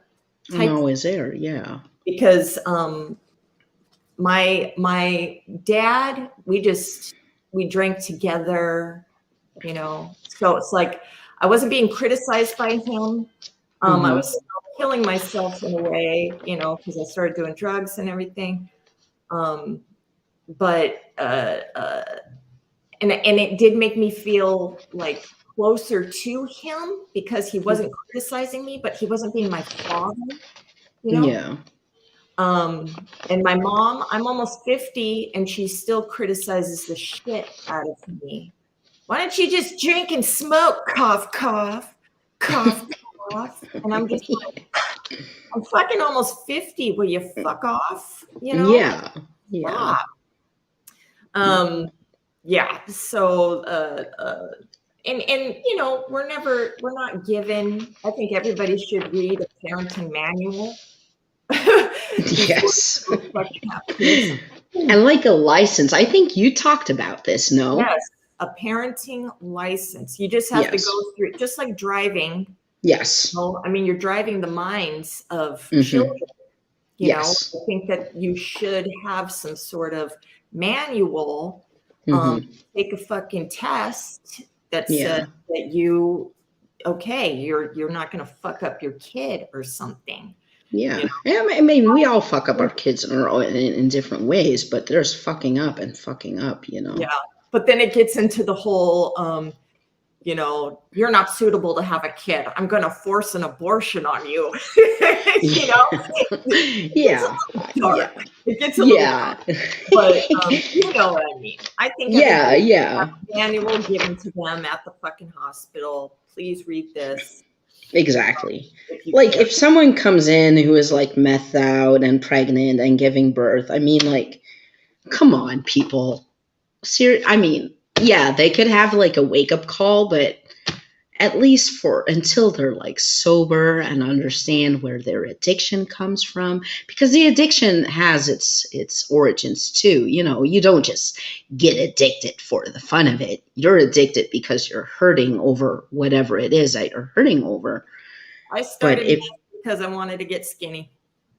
Yeah, but okay, but that's a reason. And body dysmorphia, though. Yes, exactly. There's an underlying reason for that. Yes. So, you know, like people aren't just on drugs because they, you know, it's fun time. You know, there's a reason for that. The same with alcohol, even cigarettes. Like you have quit smoking. I'm starting this. I'm on day 4, so I'm not as far as you are, but there's a reason why we smoke and try to numb ourselves, even if it was cigarettes or shopping, or there's some underlying reason. And until, you know, you get to the root of that, just please stop judging people. Like I said, I have family in Scientology. Like I had a cousin who was very addicted to drugs. And I remember my family just coming down on him for like being on drugs and an addict and a loser. And I was just like, well, could we maybe just talk to him? Because he might be going through something. And then my uncle flew in from Switzerland and he was like, I'm going to take him with me to Scientology. I was like, no, that's a cult. Don't do it. But, yeah, he went. He stayed for 5 years. He almost signed a $1 billion contract, whatever. I can't stand that cult. But, okay, he came back. We helped him escape and everything. But there's a reason why people get into this shit. And then, last year his mom died, and then all of his shit started coming up because his mom had postpartum depression. And while he was growing up, she told him about all of her struggles that she was dealing with because he was born. Of course, he's going to find some way to feel better about himself, Yes, he was on drugs and he joined a cult, but he got information that he had no business knowing. So when people are doing these things that we don't always understand, or, when you feel like the need to judge someone because of, like, you shouldn't be anxious about everything, just turn your anxiety off. We all have our issues. And I'm just like, what the fuck, dude? Did your mom ever give you skin lightener cream because she thought you could use it? Well, if that's a no, then shut up, Yeah.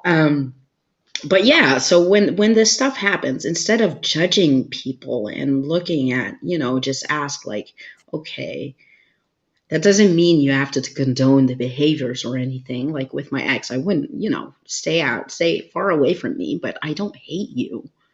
I understand what you told me about what you went through as a kid, and, watching your channel and Jacob's channel and Rich. I love Rich, by the way. I think he's amazing. I know there's a reason why this happens, and it has nothing to do with me. And this is a very hurt and person who has been through a lot and is trying to cope his way through life. He's not a demon. Just like someone who's addicted is not, a loser. There's something going on underneath. I think that the more you learn, I think that's one, first you go to the victim channels, and then you get your community of, yes, we're all a victim. Then you go to, channels like AvPD, Dr. Ruth Ann Harper, Sam Vaknin, me, Jacob, and then you're learning about what we go through. Yeah. That it has nothing to do. I mean, our behaviors have nothing to do with you. You attaching yourself has everything to do with you. That's not my fucking fault. Yes. And I'm not going to fucking take that baggage. But, and then we do this little fucked up dance. So that me learning about myself, it has helped me with all of my past relationships, just time traveling, back. Yeah. And I see that where I thought, where I was in victim mode, where I was, doing all of my toxic defenses and everything to them, that I understand that they were doing those toxic defenses to me. And so now I relate, I get it. I also see that this is our childhood trauma. So now when I see somebody being really vile or mean or whatever, even though in the moment I'm gonna beat the shit out of you, or remove myself from your life. But after I'm done hating on your ass, I can self-reflect and be like, and see the inner child, right? And then be like, okay, I get it. And then, and then that makes me sad then it Yeah. makes you want to fix it. And I think that people go through this too, that are with narcissistic people. Yes. Because don't forget, y'all, I like toxic men. So I'm not talking about, you know, codependents. I mean, you know, No. we got Yeah. codependent shit too. But Yeah. just the ones, the people pleasers, okay? The people pleasers. So, you know, I'm like, okay, I understand now. And, you know, I want to fix that. But I can't because they don't want to go on that journey to fix themselves, or they don't want to self-reflect, or they only think that it's me and not them. And having to let them go is extremely painful because Yes. I feel like now I don't believe in soulmate shit, so don't take this the wrong way, but I do feel like part of my soul is being ripped apart, you know. Yeah. That it's because I'm like, I am you. Yeah. And you know, we might have had different experiences, some the same. You might have had worse in some other things. You might have had worse in some other things, but I get it. And that is what breaks my heart the most. And that is the worst part, is having to let that person go. And you can't, you know, Yeah. be the power couple. Dude, even Sam Vaknin, I felt so validated. He fucking said narcissists want a power couple. Yeah. So I'm just like, yes, this is what I lost. I lost my power couple. Yes. And yeah. Yeah. That's but at least I'm not in that place anymore where I'm delusional, thinking that, you know, perfect love. No. I've moved past that too, but I did grow up. But like you said, the letting go. You know, we had that talk when I called you about the LDR thing, and you know, I did have my toxic relationship in the past, but the LDR thing hurt me so much more because we were close friends for 6 years. And, you know, you build trust with someone, which, as you know, whether it's, I don't care if it's NPD or not, or BPD or whatever. I don't care. Trust takes a while to build. So if you've known someone for 6 years and then that switches up on you, letting go, like now, it's not like I don't even think or talk about it anymore, actually, but just, you know, just now for this video, for me it's more the letting go was very painful because of the trust, but also because of, after you and I talked, it was more like, I will never, because, you know, I've shut that door and my boundaries are up. I will never know if it was a on purpose thing. You know, I needed you to fill a certain need. You know, you were good until you weren't, kind of thing. Or it was a coping skill. And that, especially because you've been close or friends for 6 years, is a very hard loss to take. It took me a long time. I think it's a combination. Because having a person that you trust, you know, you hold value. Person, okay, you're very valuable having that person in your life, because you're understanding, you can talk about things and share things and stuff like that. And then when you add the romantic flavor to it, like I said, you get too close. You're getting too close to the fire. Yeah. You know? You're like a moth to the flame, you know, the flame looks fucking great, you know. Yeah. Like, oh, wow. Ah. And then you get too close and then they have to defend themselves and then fucking, you know. Yeah. And of course, my own Superman thing comes into play too. It's not a him thing, you know, my Superman play comes into thing. And, but you know, I talked to you, but that's pretty much it. I didn't talk about this shit for a year.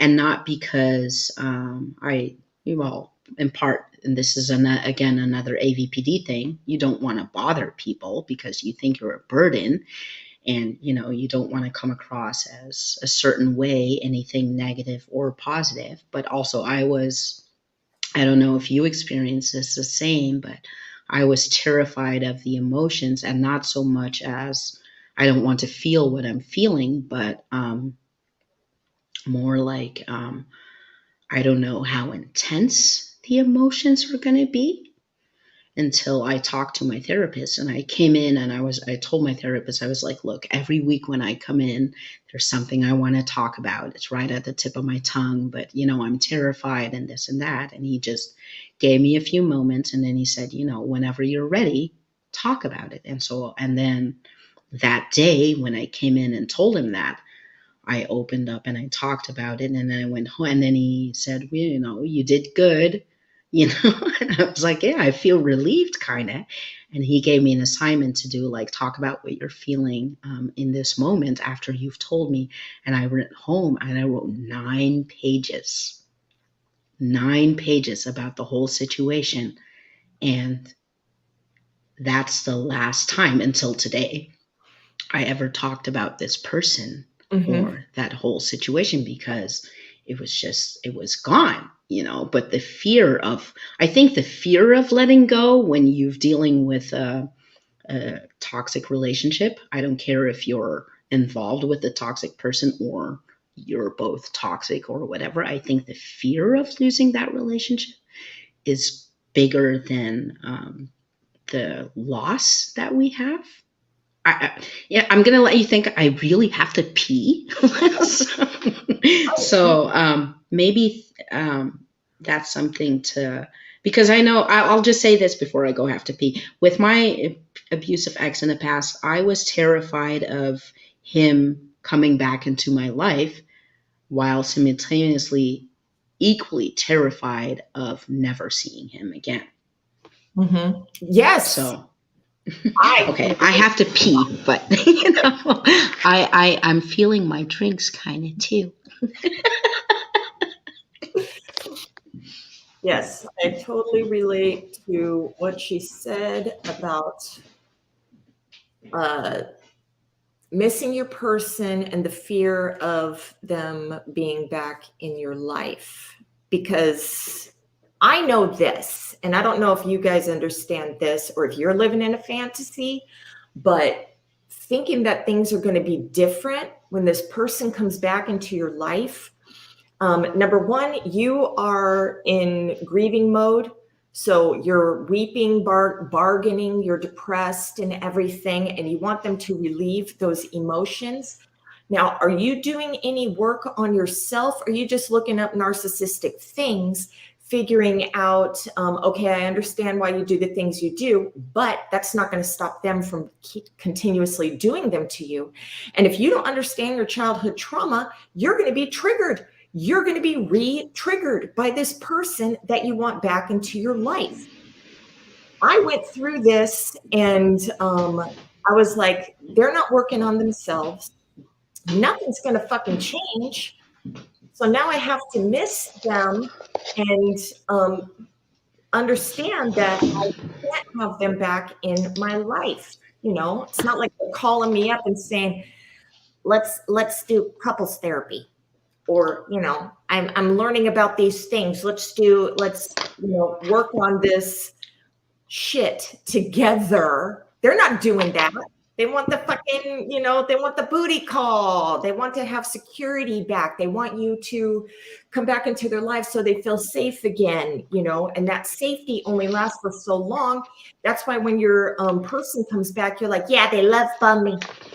They loved me and made me come back into their life. It's like, take some fucking responsibility. You let this person come back into your life. You also wanted the fantasy. Dude, me too. I used to be like, I would pray that my toxic person would come back, lie to me. Just lie. Yes. Lie to me about all the things that you want to change. Now, I'm not saying that I think they're lying to themselves too, because I would also want to be better, but I didn't know how to be better. I didn't have any fucking tools, you know? Yeah. A better person. So yeah. Hi everybody that's here. I'm sorry we're ignoring you, and thank you for. Oh, do we have a lot of questions? Well, they're more. It's nothing relevant to what we're substantial. Really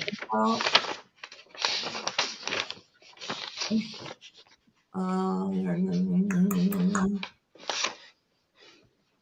But I am looking. And Tori's here, yay! And Luke Gast is just dropping regurgitated knowledge, okay? It's funny to know. Yeah, you can't see the comments? No. I mean, do I have to press something? I don't. I'm afraid to press any buttons. Okay, are you on your phone? Yes. Do you see something that says chat underneath it? Yes. Okay, what might happen is if you press chat, the screen will turn into the chat, but if you press chat again, then your face will come back up. Okay. Maybe.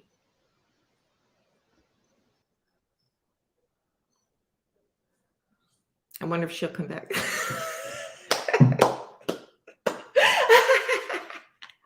Because I did it on my phone before and I did not disappear. Dude, what is wrong with this picture? Damn. Damn. I need more blush. Shit. I want to be small again. Where are you?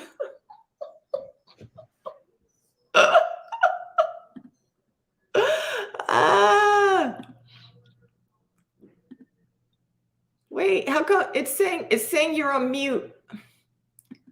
Unmute mic. There you go. Okay.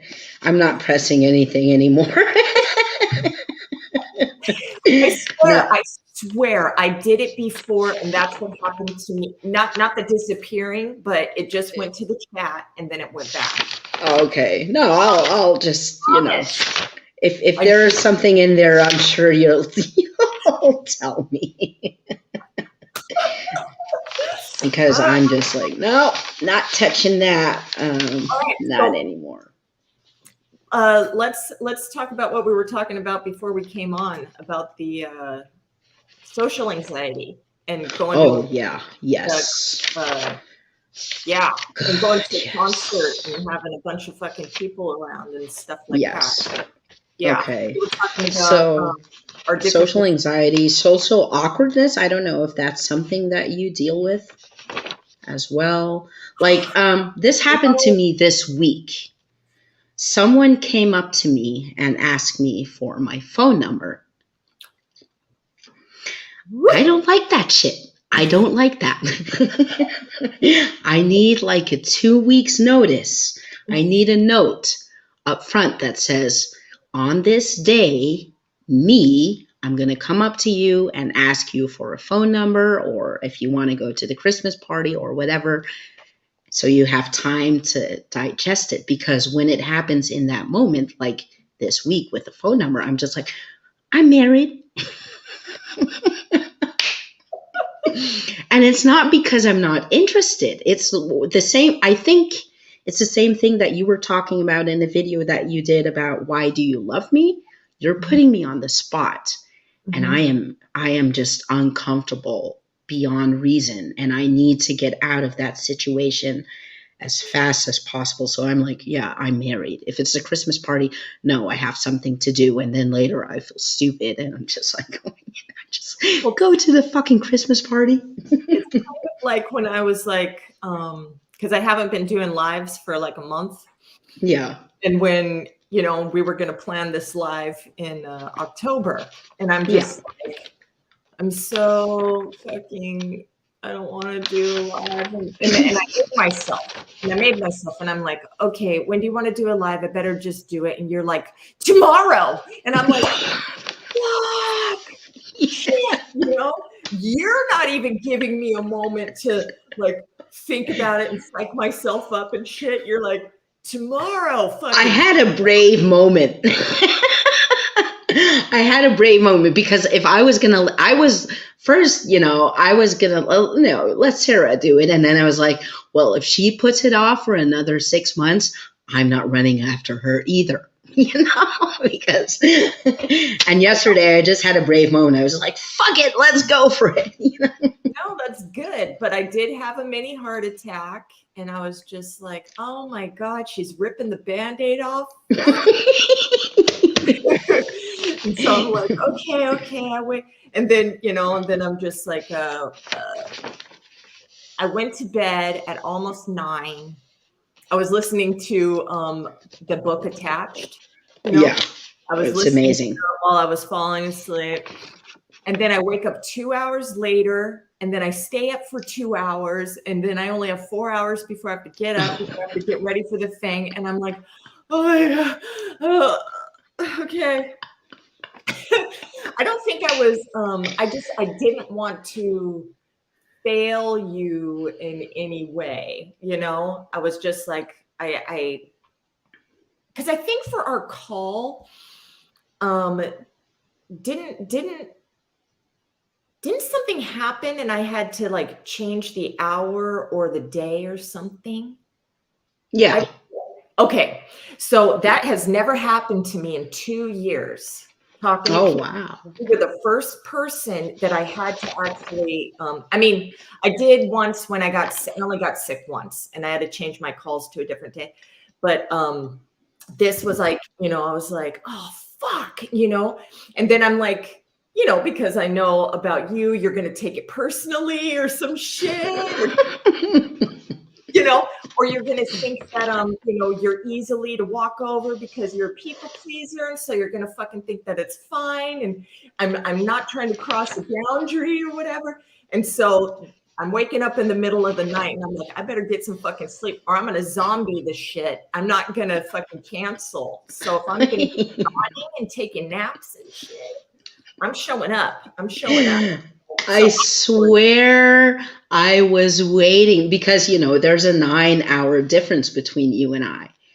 And I was just waiting. I thought, and not so much because of you, but because of my own projection again. I was like, yeah, they're going to cancel on me. They're going to cancel on me. And this is my fear. It has nothing to do with you. It's just like, yeah, they're going to cancel on me because I'm boring and I'm this and I'm that. And I'm not.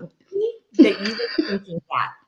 I was saying, I'm like, she's going to manifest something fucked up to happen and something's going to happen. Fucking self-fulfilling prophecies, dude.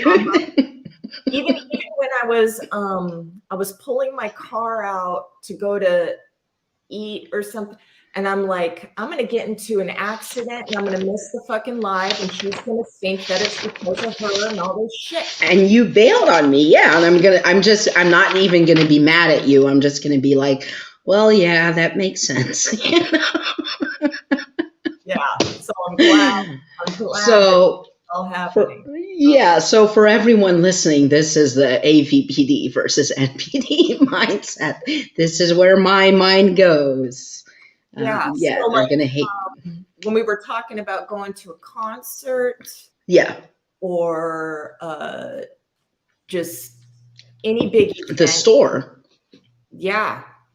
I don't like going to the store. I don't like going to big events. I just want to beeline and get my shit and go. I feel like there's a spotlight on me everywhere. Yes. I feel like there's a spotlight, and so that's why I have to, and then I have to pretend that I don't have social anxiety. Yeah. And then that is more anxiety. When you're, because I can't relate to the grandiosity thing. Like I told you yesterday, I wish I could sometimes because I do envy that at moments. But when you talk about this, like I hate the spotlight on me. Like I detest it. I loathe it. I want to get as far away. But when you are in this, where you're also dealing with, vulnerability, but also grandiosity, doesn't the spotlight sometimes feel nice though? Yes, only to a certain extent. It's like, that's one thing about my ex-husband. He was an extrovert and he loved being center of attention. Mm-hmm. Me, I have to mask up to look like that. You know, Okay. it almost seemed like it was so fucking natural to him.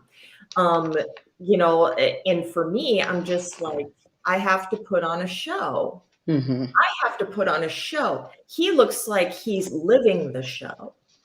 And I have to fucking put it on. That's why when I come home, you know, and I fucking can take off my flesh and let my demon wings flippity flip flop.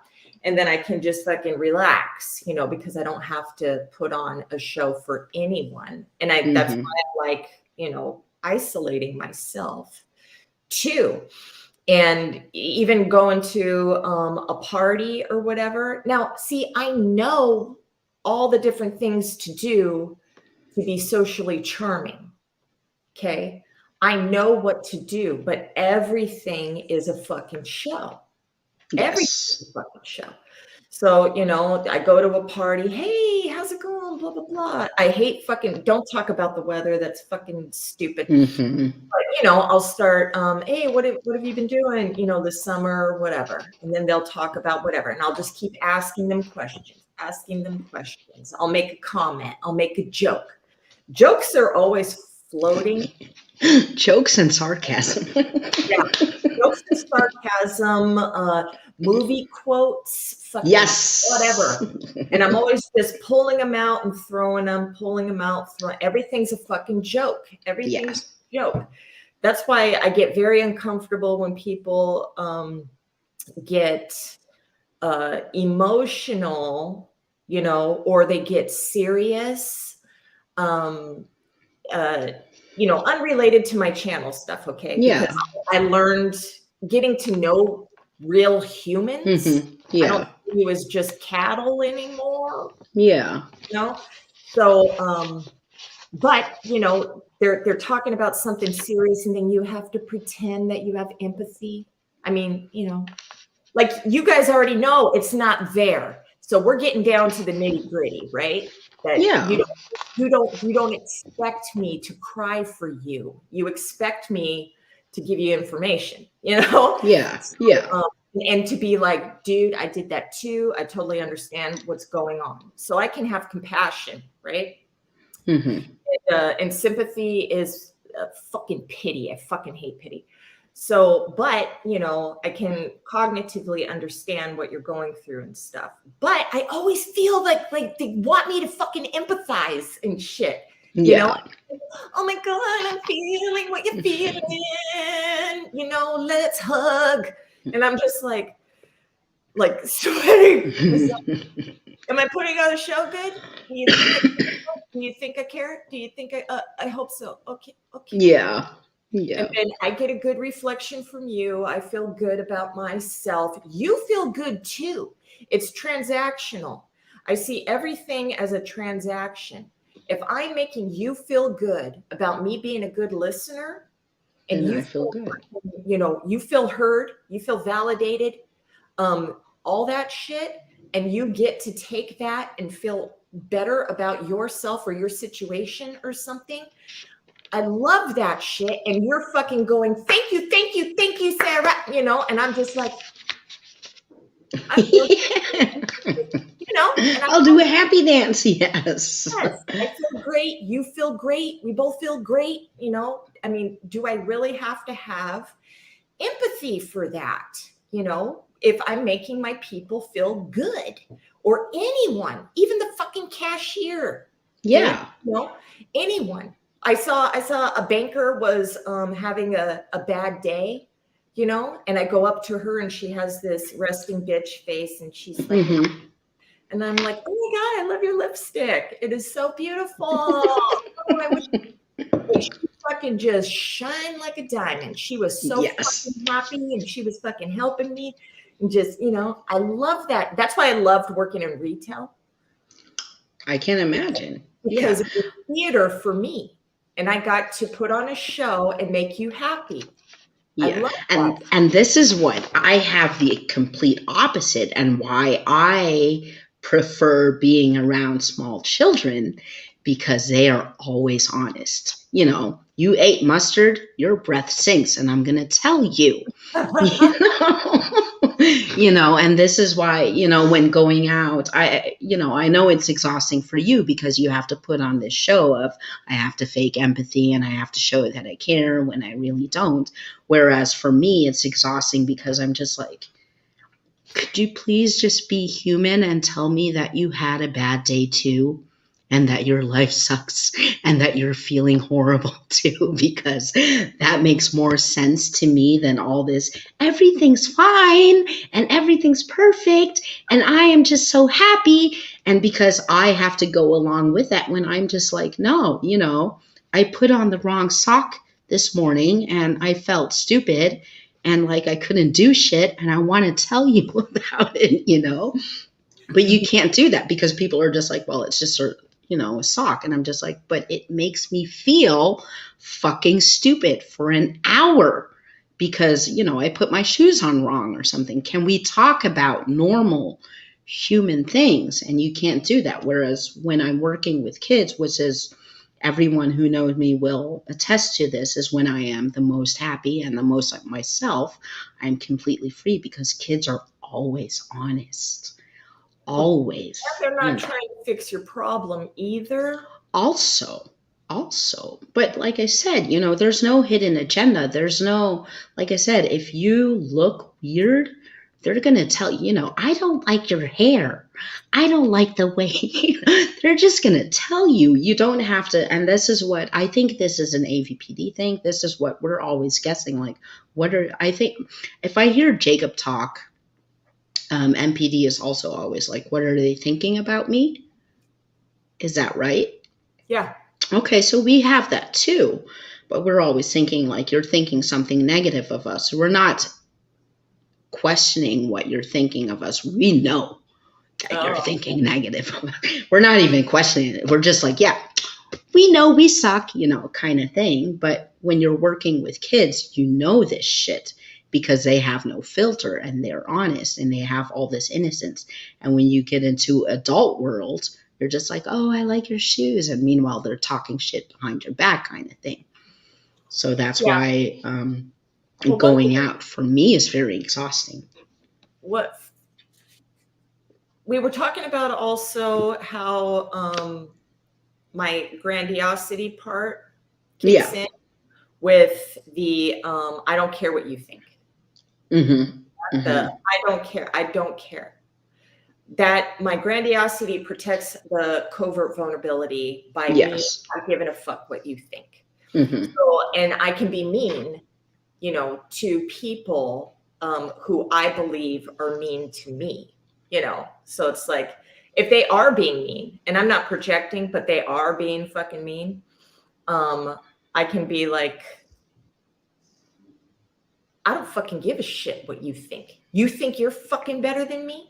And then I will go down a list and blah, blah, blah, blah, blah. And I'll just rip you fucking apart and everything. And then we'll just have this big old little combative. And you can do that. You can do that in the spot, like overtly. You can do that immediately. Yeah. Okay. You don't know how many times I have to hold back on our chat group, because, I'm a moderator, right?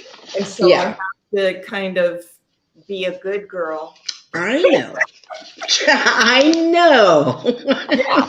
So I'm, I have to walk away sometimes. Yes. Not even say nothing.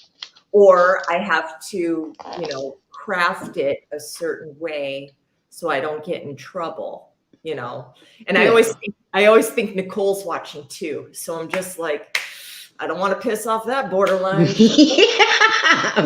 She'll come after you. I know. She will come after you. I'm always just like, I'll let Nicole take care of this guy, because she don't give a fuck. And that's the thing is,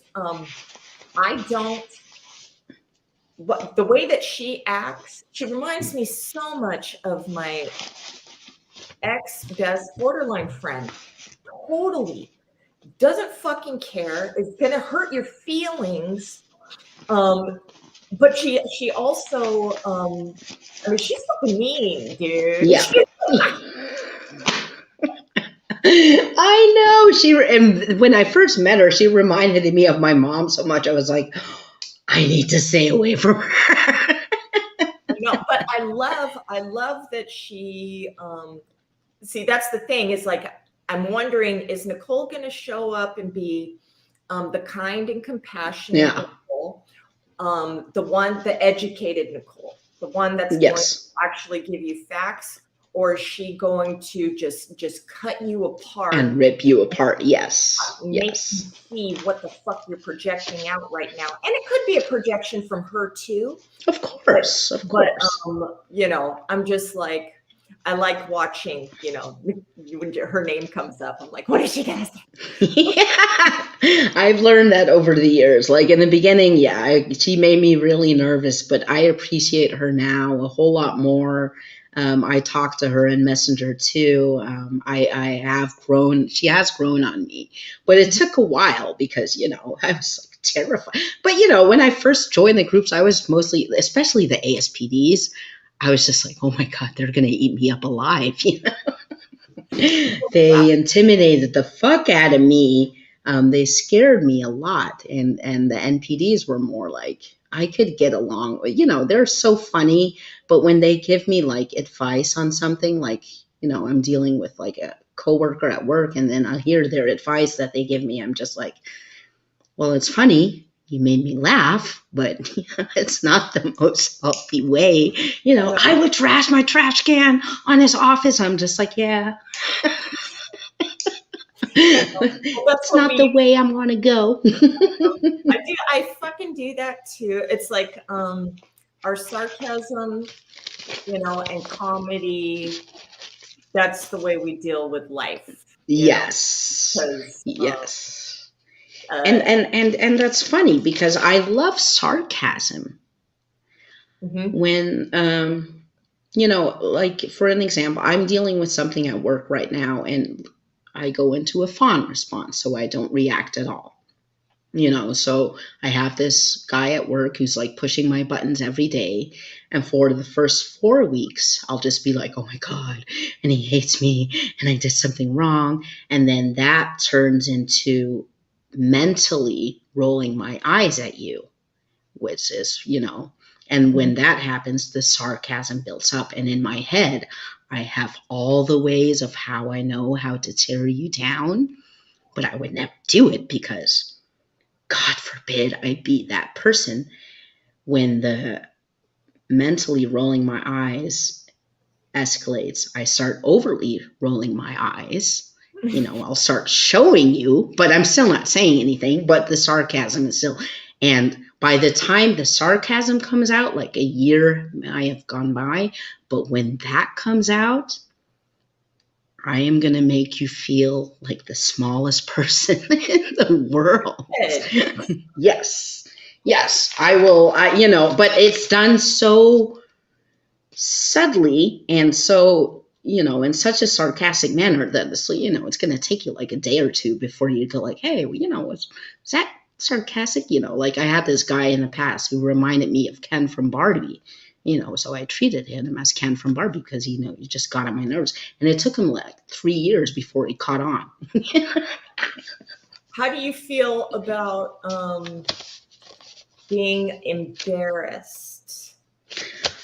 Because I play that shit off. So like, if I fell down, I would roll on the ground and lay there like all dramatic. And then laugh and get up, you know. Or if I trip and everything, like I did it just the other night, I fucking was walking and I'm talking, I tripped and I'm like, oh, I'm not even drunk yet, you know. And then I fucking just kept talking, you know.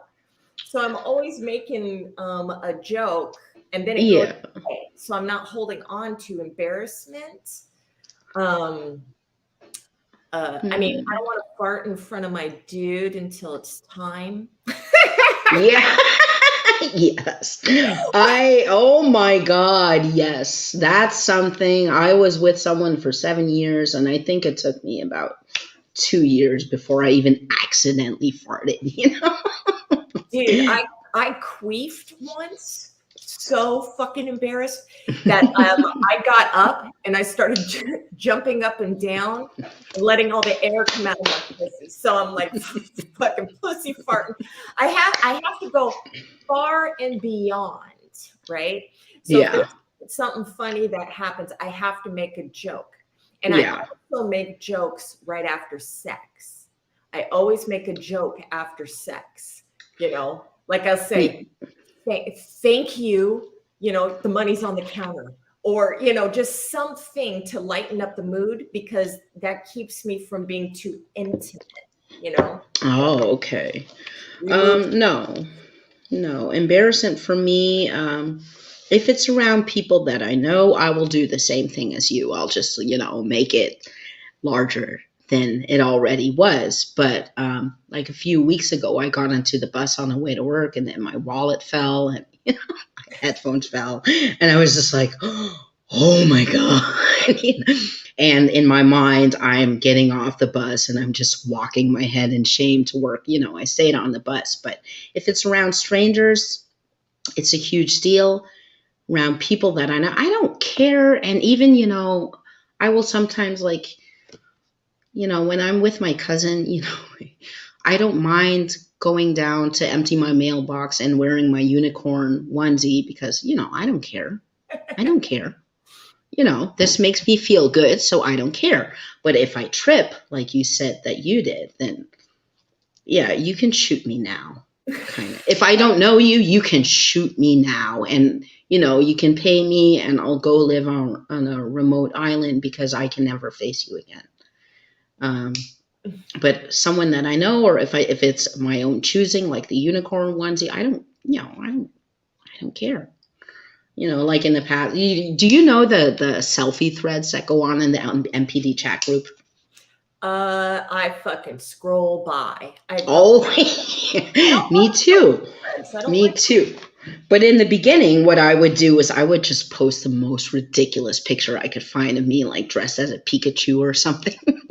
I posted Mr. Chicken because yes, I was putting myself up there. Yeah. To make fun of the whole thing. I'm just like, what are you doing?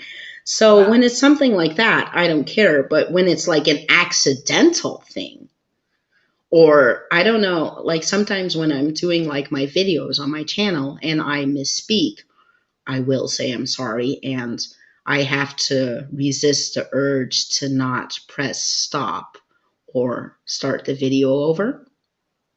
So I do have that. But that's all accidental. When it's on, when it's around people I know or on purpose, as I say, I don't care. But embarrassment, it depends where I am and if I'm drunk or not. Sometimes I have to redo my videos because to me, they are not entertaining enough. Like if I'm giving information about something, Yeah. I wasn't sarcastic enough, or I didn't throw in a joke, or I didn't something. It just seemed a little bit too clinical, and I'm just like, because motherfucking people, they get bored and then they don't watch the whole fucking thing. And sometimes, with my videos, I start getting into it near the middle, and then it's like, clown time for the rest of the fucking thing, or there's going to be some sort of after school special awesomeness right before I shut off the camera, and motherfuckers only watching the first 10 minutes. They're not even watching the whole fucking thing. And I'm just like, yes. Yes. But I think, with your channel, I don't know, you have like, what is it now? About 14,000 subscribers? Yeah. Close to. Okay. So I can imagine when you're have that amount of subscribers that it becomes, I don't know, correct me if I'm wrong, in any way, but does it become like a peer, not a peer pressure, like a pressure thing do? Well, first of all, only 10% of people watch. It doesn't matter. It's like I only get 10% views out of whatever I'm subscribed to. Because, you know, people forget about the subscriptions or whatever. They don't fucking look, or the bell's not on, so they don't know, you know. So it's usually, you know, new people, or I know I do have people who've been here with me from the beginning and stuff. From the beginning, yeah. But also, what was it? Pressure. Yeah. Yes. Okay, so I have, you know, that I have videos that are more educational, right? Mm-hmm. And then you have the videos that are like, you know, love bombing. Yes. And narcissist, you know, raging. Gaslighting. Yes. So all of the shit traits that, you know, people see in victim channels. If I have a topic on a victim channel fucking topic, I get big numbers, okay? Big numbers, you know. Yeah. But if I'm actually educating you on what's going on in my head, we do those things, you know, I get the, you know, the people that actually want to educate themselves, but not the ones that are like, yes, you're a demon. Yes, yes. Yes. Thank you. Thank you. You know? So, yeah. Yeah. So, yeah. So when I post a video, right when I post it, then I go to the analytics, right? Mm-hmm.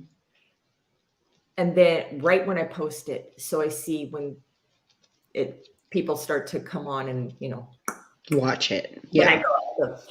And I get all excited and everything, you know. Mm-hmm. And I'll probably like watch it for like 10 minutes, just watching the fucking thing and everything. And then I'll go off and I'll do something, or whatever, make breakfast or whatever. And I'm always checking my comments all the time, you know, throughout the day. I'm checking, you know, you know, I spend a lot of time answering questions and stuff, or giving information and everything like that. And then sometimes they're asking me questions that I've already answered in the video. I'm like, did you even watch the video? You know, I had to curl my hair and put on fucking makeup and be charming. Yes. Did you not even watch the fucking video? You know? Like my most popular video, it got flagged. Really? All of my stuff gets flagged, and then it takes 7 days for them to go through it to say, okay, you can have full money. Oh, wow. Because of my past, you know, and so, and then they'll turn on the money thing for me. And so my biggest, you know, video that I posted this month, I think, like, why a narcissist will come back after no contact. 99 cents. I made 99 cents on that video. People think that, you know, we're making all this fucking money. Maybe Lee from Mental Illness is making fucking but because he gets fuck tons of views. I get, you know, you get 1,000 views. I'm making 33 cents. You know? I'm not making shit. And so it's like, so all of this time, prep, study, putting it in my own fucking words. I mean, do you know how many Sam Vaknin videos? And Tim Fletcher, yes. You have to fucking, you know, go through his verbiage. What the fucking word does that mean? Okay. Yeah. And then, you know, and then I have to dumb it down for everyone because they like, you know, the dumbed down version, all this shit. And I make $1. I make a fucking $1. Can you just watch the whole fucking video and give me an extra 2 cents? Can you? Yes.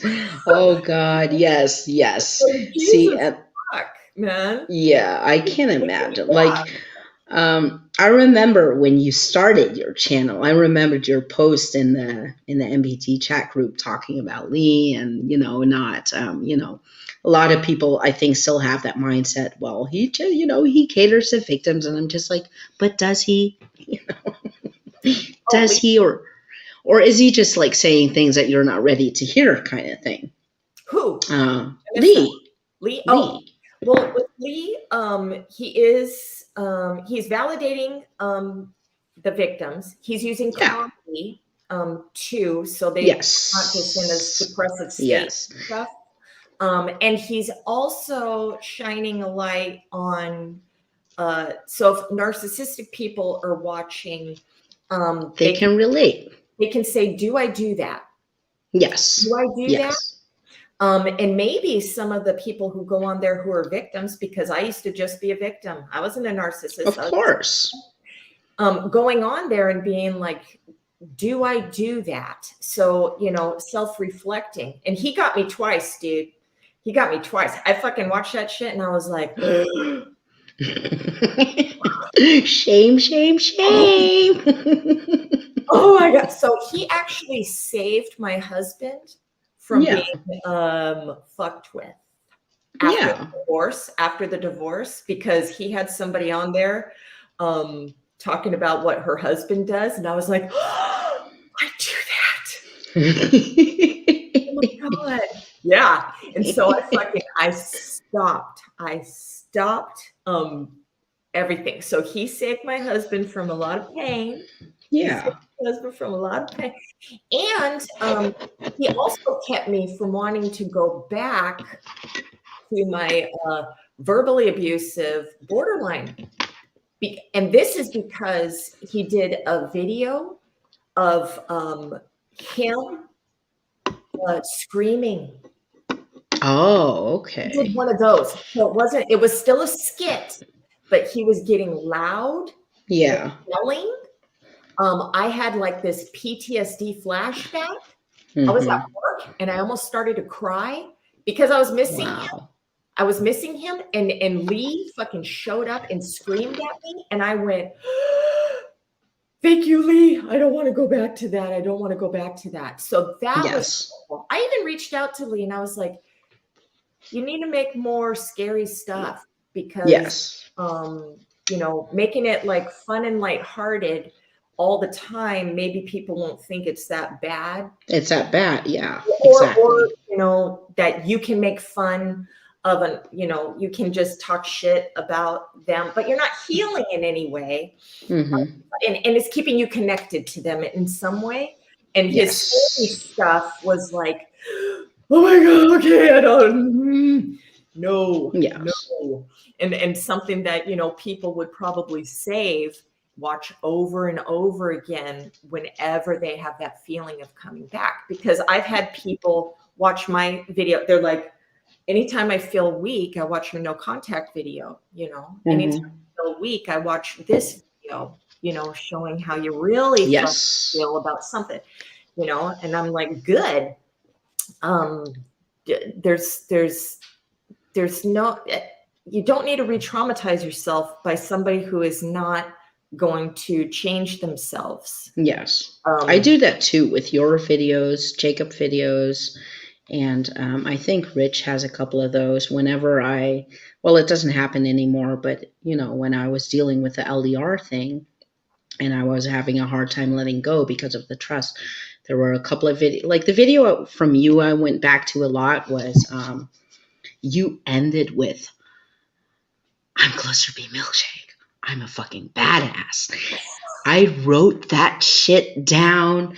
I watched it over and not so much everything that you said before in the beginning of the video, but just the way you ended it, because I needed that reminder every time, like, yes, I am worthy of someone, my partner should want to talk to me. My partner should want to, I am a badass.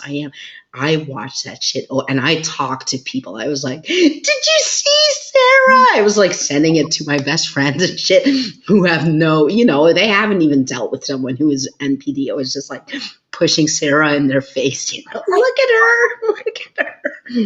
Because it was so, You know, Jacob has a couple of these videos too. When I was struggling with stuff, that I would go to certain videos of him and just, you know, just like an understanding, and Rich does this too, an understanding, but also, you know, just don't go back and don't let that into your life. But the one where you're like, I'm cLuStEr MiLkShAkE, I'm a fucking badass. I watched that so many times. The ending, I watched that just to, because, you know, I don't speak to myself like that.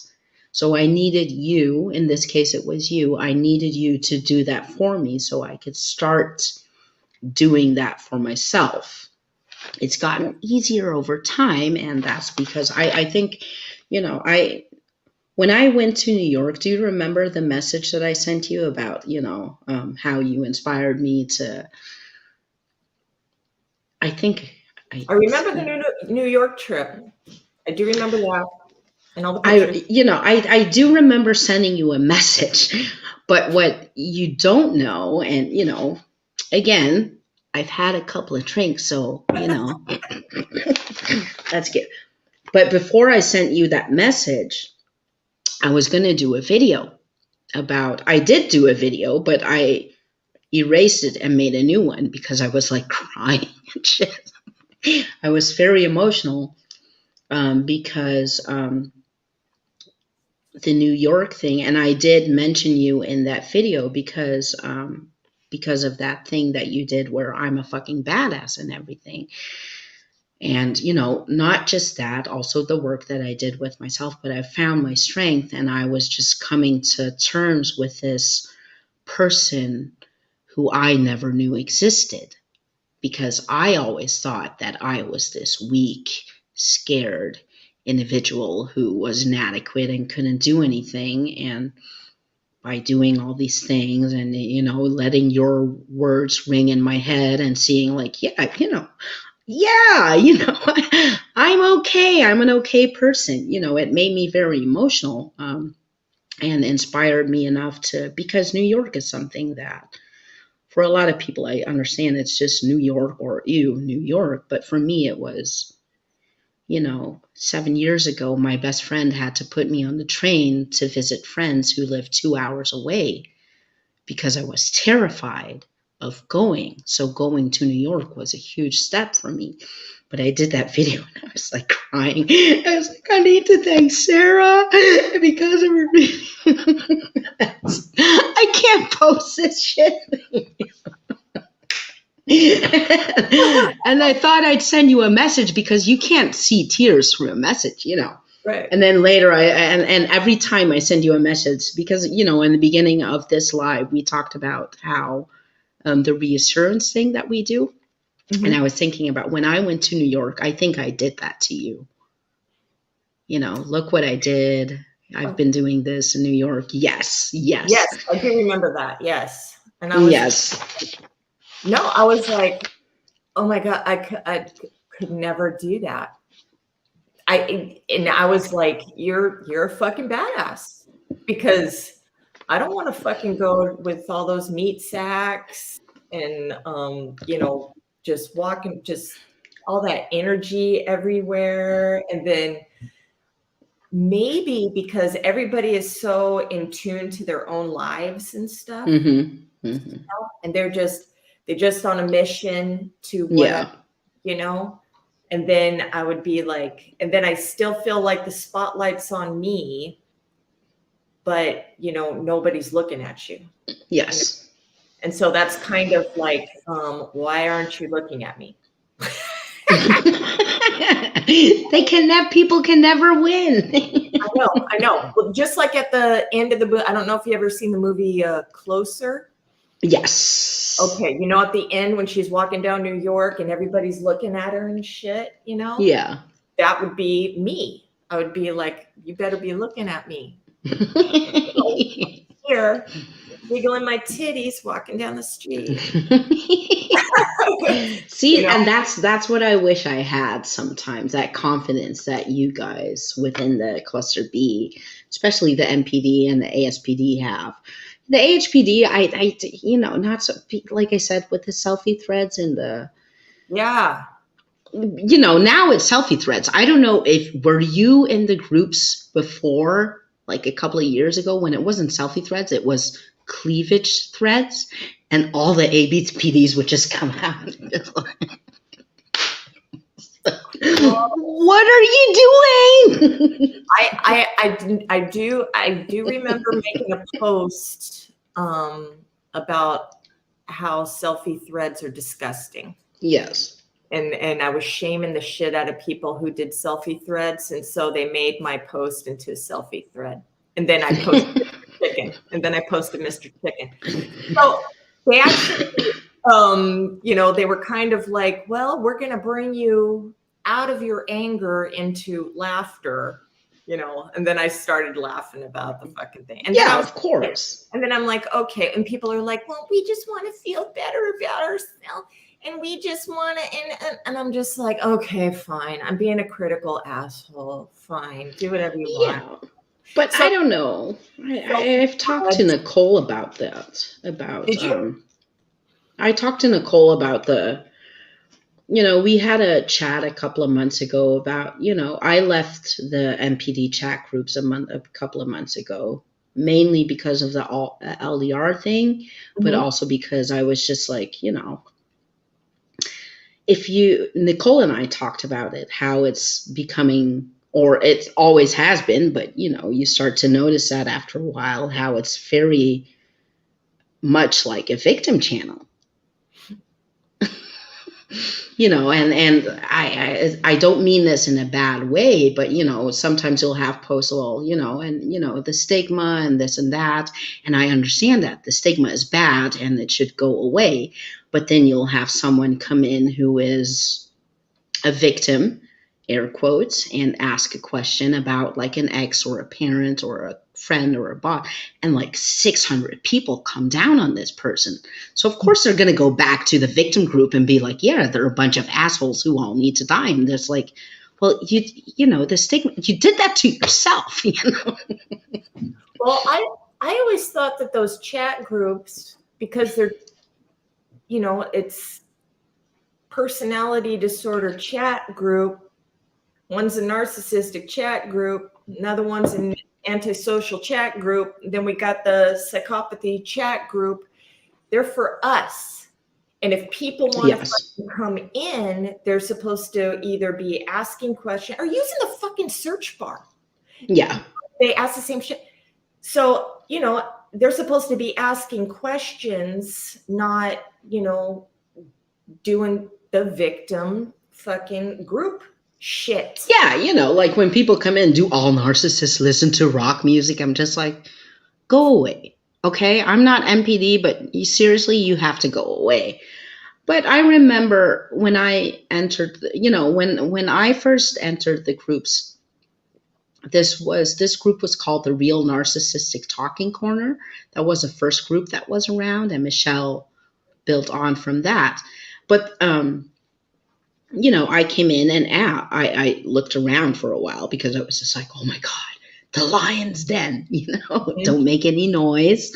And I saw a lot of stuff. But when you started asking questions, like I said, Michelle was in there and a couple of other people that I still know to this day. And they were very helpful in that department. And before we had the MPD chat group that you have now, we had the Real DBT CBT group where, we just constantly post articles about DBT, CBT, worksheets and everything. Yeah.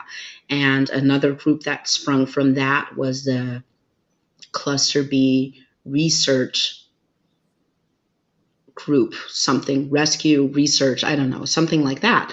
But all the articles in there were all like, a CPTSD going to be admitted to the DSM, stuff like that. Whereas now, then came the MPD group as we know it now, the big one and the small one, and all the, the psychopath and the dark triad and the, that all came after that.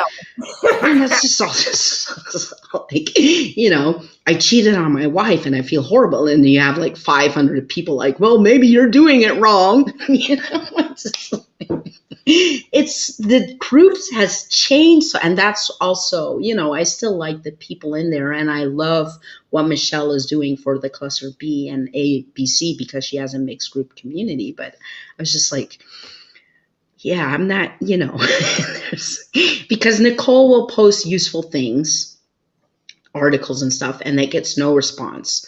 When I was an admin in that group, I did the same, and it barely got any response. You post a meme and you get 600 reactions. And I'm just like, well, that's not what I'm here for, kind of thing. Right. So that's why I left those groups, and I'm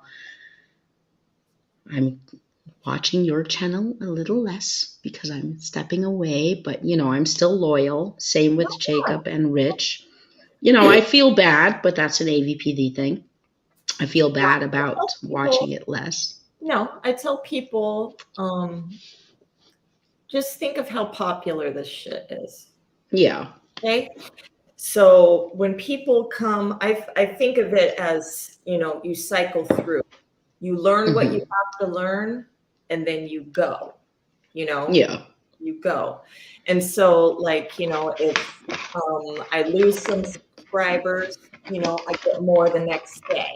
It's like, you guys are done. Now I get more, so it's like, and that's what I tell myself. I mean, it wasn't like that in the beginning. I was like, oh my God, my life is over. Fucking somebody unsubscribe. And now I'm just like, wait a second.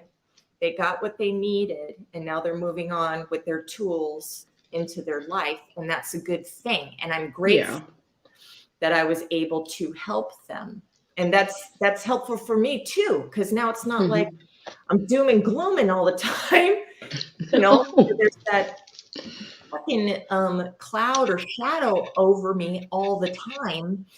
And then sometimes I'm like, okay, so I'm learning to be less, self-loathing and stuff, right? I still have, my puff out chestiness. Yeah. I do,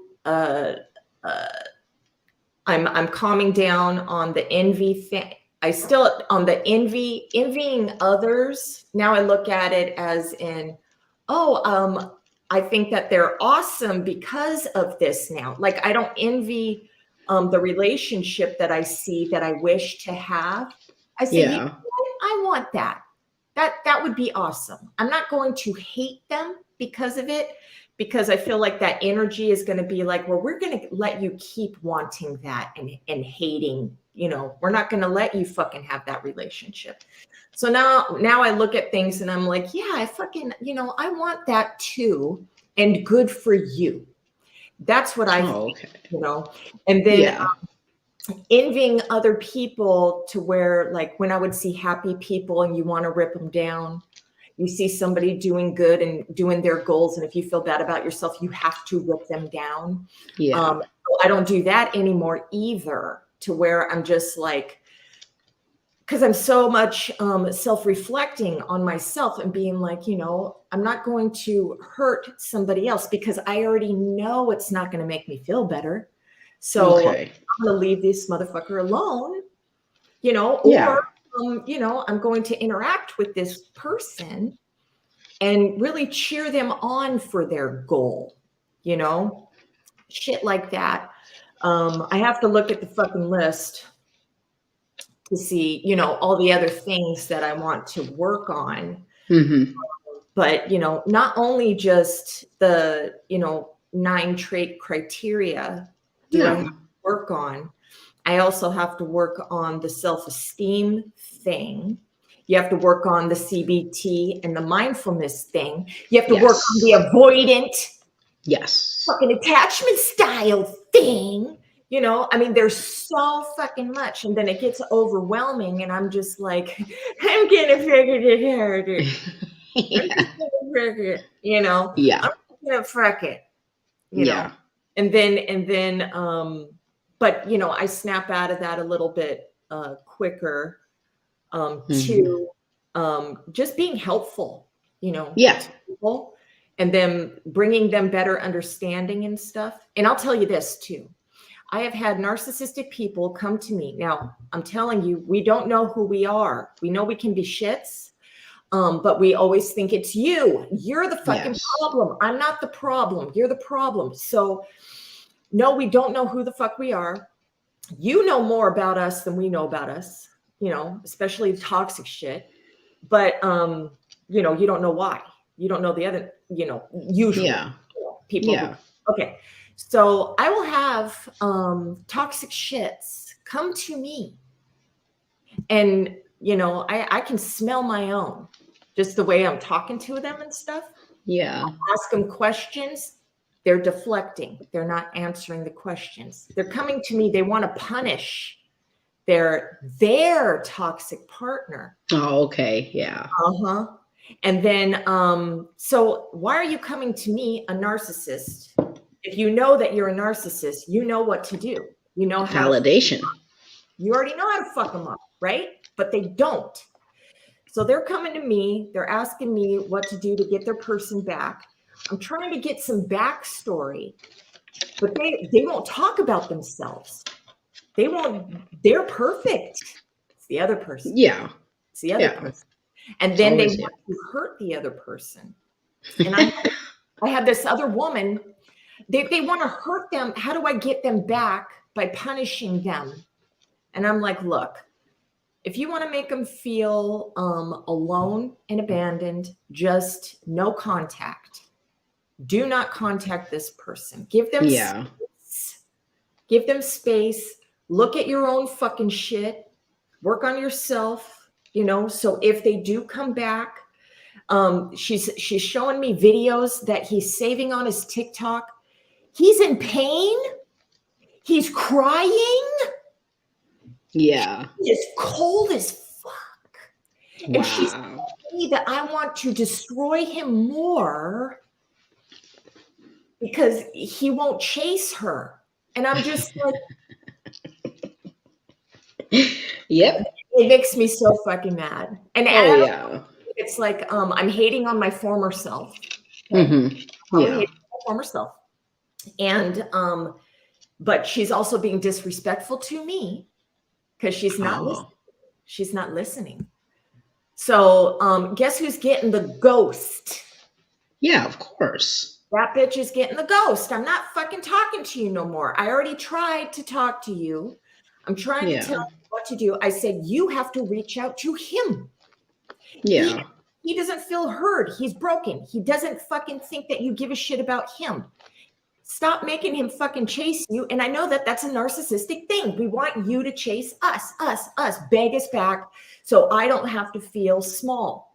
Yeah. I want to feel vulnerable. You be vulnerable, beg me back. I really want you to beg me back, you know. But, you know, so I get it. And I'm trying to tell her. And I said, have you ever researched the relationship NPD and BPD? She goes, what's that? And I'm like, I'm done. Exactly. How do you not know what NPD is and you're coming to somebody with NPD? Yes. But yeah, the self-reflection is so important. That's why, you know, like I said, like when I came out of that toxic relationship, it would have been so easy to fall down that trap of, you know, he's the devil and he's evil and he's this and that. And, you know, I went straight to therapy because I knew something was really fucked up. You know, when I came out of that relationship, I didn't know what was up, down, left, right, because, you know, we talk about, especially in the MPD chat groups too, we talked about gaslighting a lot, what is real and what is not, and the popular thing. But, you know, he was the kind that would misplace things within the house and stuff. So, but again, it's easy to say like he's this and he's that. But what I wanted to know was, even while I was with him, I was constantly asking myself, like, why am I okay with this shit? Because if it was one of my friends, I would have pounded their ass to get out of there. And here I am just trying to, and I'm keep trying to, and why do I keep going back? And why do I hang on to this person so strongly? So I was asking those questions. But if you're not asking yourself those questions, I don't care if you're NPD or BPD or codependent or whatever, you're not getting anywhere. And it's so easy to just blame the other person. Like I think I've told you this too. When I was with my ex, I was with him a year, and then we separated. And after 2 years, I went back. You want to ring that chain bell for me? Yes, thank you. I went back. And even though I was in therapy already, but I was in therapy talking about AvPD. We didn't talk about why I was hung up on this person. We were talking about my shit. So, I was just like, yeah, I'm going to go back, and he loves me and this and that. So yeah, it took me 5 years to get out of that shit. And that's on me.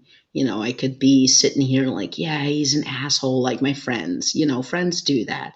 He's an asshole and he wasn't worth it. And I'm just like, no, I was part of that equation too. I knew what he was doing. I went back. I knew that he was cheating and that he was mentally abusive in many ways. But, I thought, like I said, the Superman thing, I thought that, and that's also, like I said, the Twilight and the 50 Shades of Grey thing. I could love him into loving me. And that doesn't work. And that's a hard lesson to learn and a very painful lesson to learn. But it does help you get to start working on yourself so you don't fall into these traps anymore. Like, okay, yeah, I had the LDR thing, but I was with my ex for 5 years and I went back. The LDR, I stepped away after a couple of months. So I would consider that progress. Fuck yeah, dude. Hell yeah. And, I wouldn't be there without, yes, the therapy and working on myself, but also channels like yours and Jacob's and Rich's, who have showed me all these things because, I love Lee. I have nothing against Lee or Ben. I love their channels, but, that they're not helping me stay away from the person because, listening to you is more like, yeah, it really wasn't about me. Kind of. Yeah, the abusive behaviors. Yeah. It has nothing to do with me. It's like a kid getting hit with a belt. Yes. How is that discipline? It's the parents' anger. They get to relieve their anger on the child, okay? Actually talking to the child and letting them self-reflect on what went down in Chinatown. Then the parent letting them know, I still love you, even though you made a mistake. Yes. That is true discipline. Hitting the child is saying you're fucking nothing. You're a nothing child. Yeah. You're worthless. And it just builds up more shame. And then, and it's just their anger. So when you think about that, it's like your narcissistic partner, antisocial, whatever is, they're hitting you with a verbal belt. Yes. They're angry of their inner triggers coming out, needs to control you, to have a safe environment for themselves, crossing your boundaries. Even isolating isn't like demonic. Isolating is, I don't want to be alone, and I am scared to death that you're going to leave me and find somebody better. Yes. Like that. I mean, you don't man. I'd love to fucking lock a couple exes in a cage. I know. You've said that a couple of times, and I'm just like, should you be saying that shit out loud? I know. Well, yeah, I'm not strong enough to do that, but physically, I mean, mentally I am. But yeah. No, I get it. I get it. It's just, it's just listening to you talk about these things. It's just, like I said, it's, it's so much easier to just go to other route where, where you're all demonic and shit. And when, like what with me, when I'm dealing with a personality disorder myself, it's more easy to just be like, okay, not everything is fun, it's not a day in the park, but if you took the time to listen to these people and stop demonizing, I'm not saying you have to condone this shit, but at least show some understanding, because at the end of the day, these are real people that are dealing with things that we can't even, sometimes I'll listen to you talk about things, or even Jacob, and, I know what I'm dealing with and how hard it is sometimes. And then I'll listen to you guys and I'm just like, and I don't mean, I have to be okay, this is my AvPD acting up. I don't want to come across as I'm saying something insensitive. Okay, so don't have to worry when they talk. It's your experience. I don't take it personal. Okay. Go ahead. I didn't hurt Chandra. I didn't hurt No, you didn't hurt me. That's right. But it's sometimes I just feel like I know what I'm dealing with, and that's that takes a lot of work. Like I said in the beginning of the live, for certain things I've been in therapy for 6-7 years. I'm working on, and then I listen to what you have to overcome, and I'm just like, this is why I keep watching you guys, because I have so much respect, because I know what I have to overcome. And when I hear you guys, it seems like it's 3-4 times more. And I'm just like, these people deserve to be heard. I'm not saying we have to stick around and be enabling idiots for, yes, you deserve love and everything. But, when someone's being a toxic asshole, walk away, because think of yourself. But that doesn't mean that you don't deserve to be heard and understood. And so when I hear you guys talk about these things, I'm just like, I don't mean this in the wrong way, but I'm just so glad that I am not in your shoes. Mm-hmm. Because I can't imagine the dark, when you talk about the darkness and the void. I've heard you talk about this in almost every video, and I'm just like, I don't know what you mean. I do not know what you mean. I can listen to you 100 times. I don't know. Mm-hmm. I don't know. And I wish that you could find I know that you explain it, but I wish, because I don't understand it. Well, I think that's why when the overt grandiosity part takes over, so that keeps me from falling into that collapse state. Yeah. So into that dark hole part, Yeah. So I kind of feel, sometimes I feel like a robot. Okay. So, and I'm just I'm getting information from the outside world. I'm computing it, and the fucking comes out, right? I understand but I'm watching. This is what they want me to do. This is what I'm gonna say, and whatever, Yeah.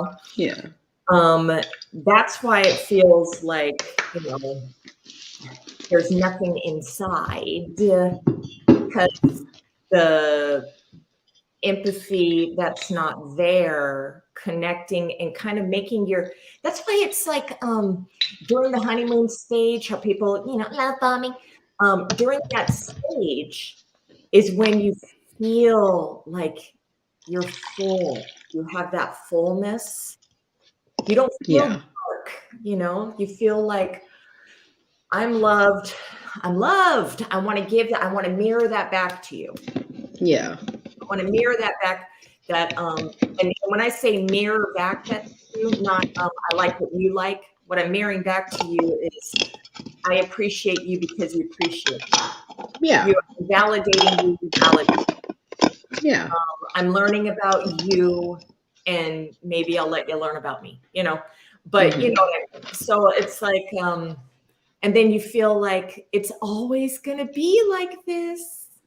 Everybody thinks that it's always going to be understanding and I appreciate you. I'm so grateful. Yeah. You're the only one that gets me.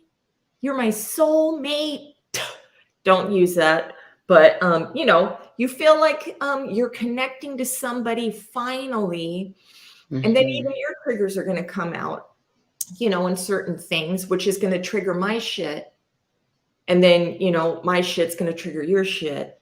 I watched this great video on TikTok. It's like, it's an attachment style video with something Brian, transformation with Brian or something.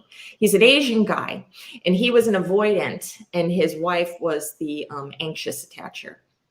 And how he learned, and he does these cool diagrams like this is you and this is your avoidant and this is what's being triggered in the anxious person and this is what's being triggered here and this is why you're triggering each other. And I'm just like, oh my God, this is fucking what's happening. This is so cool.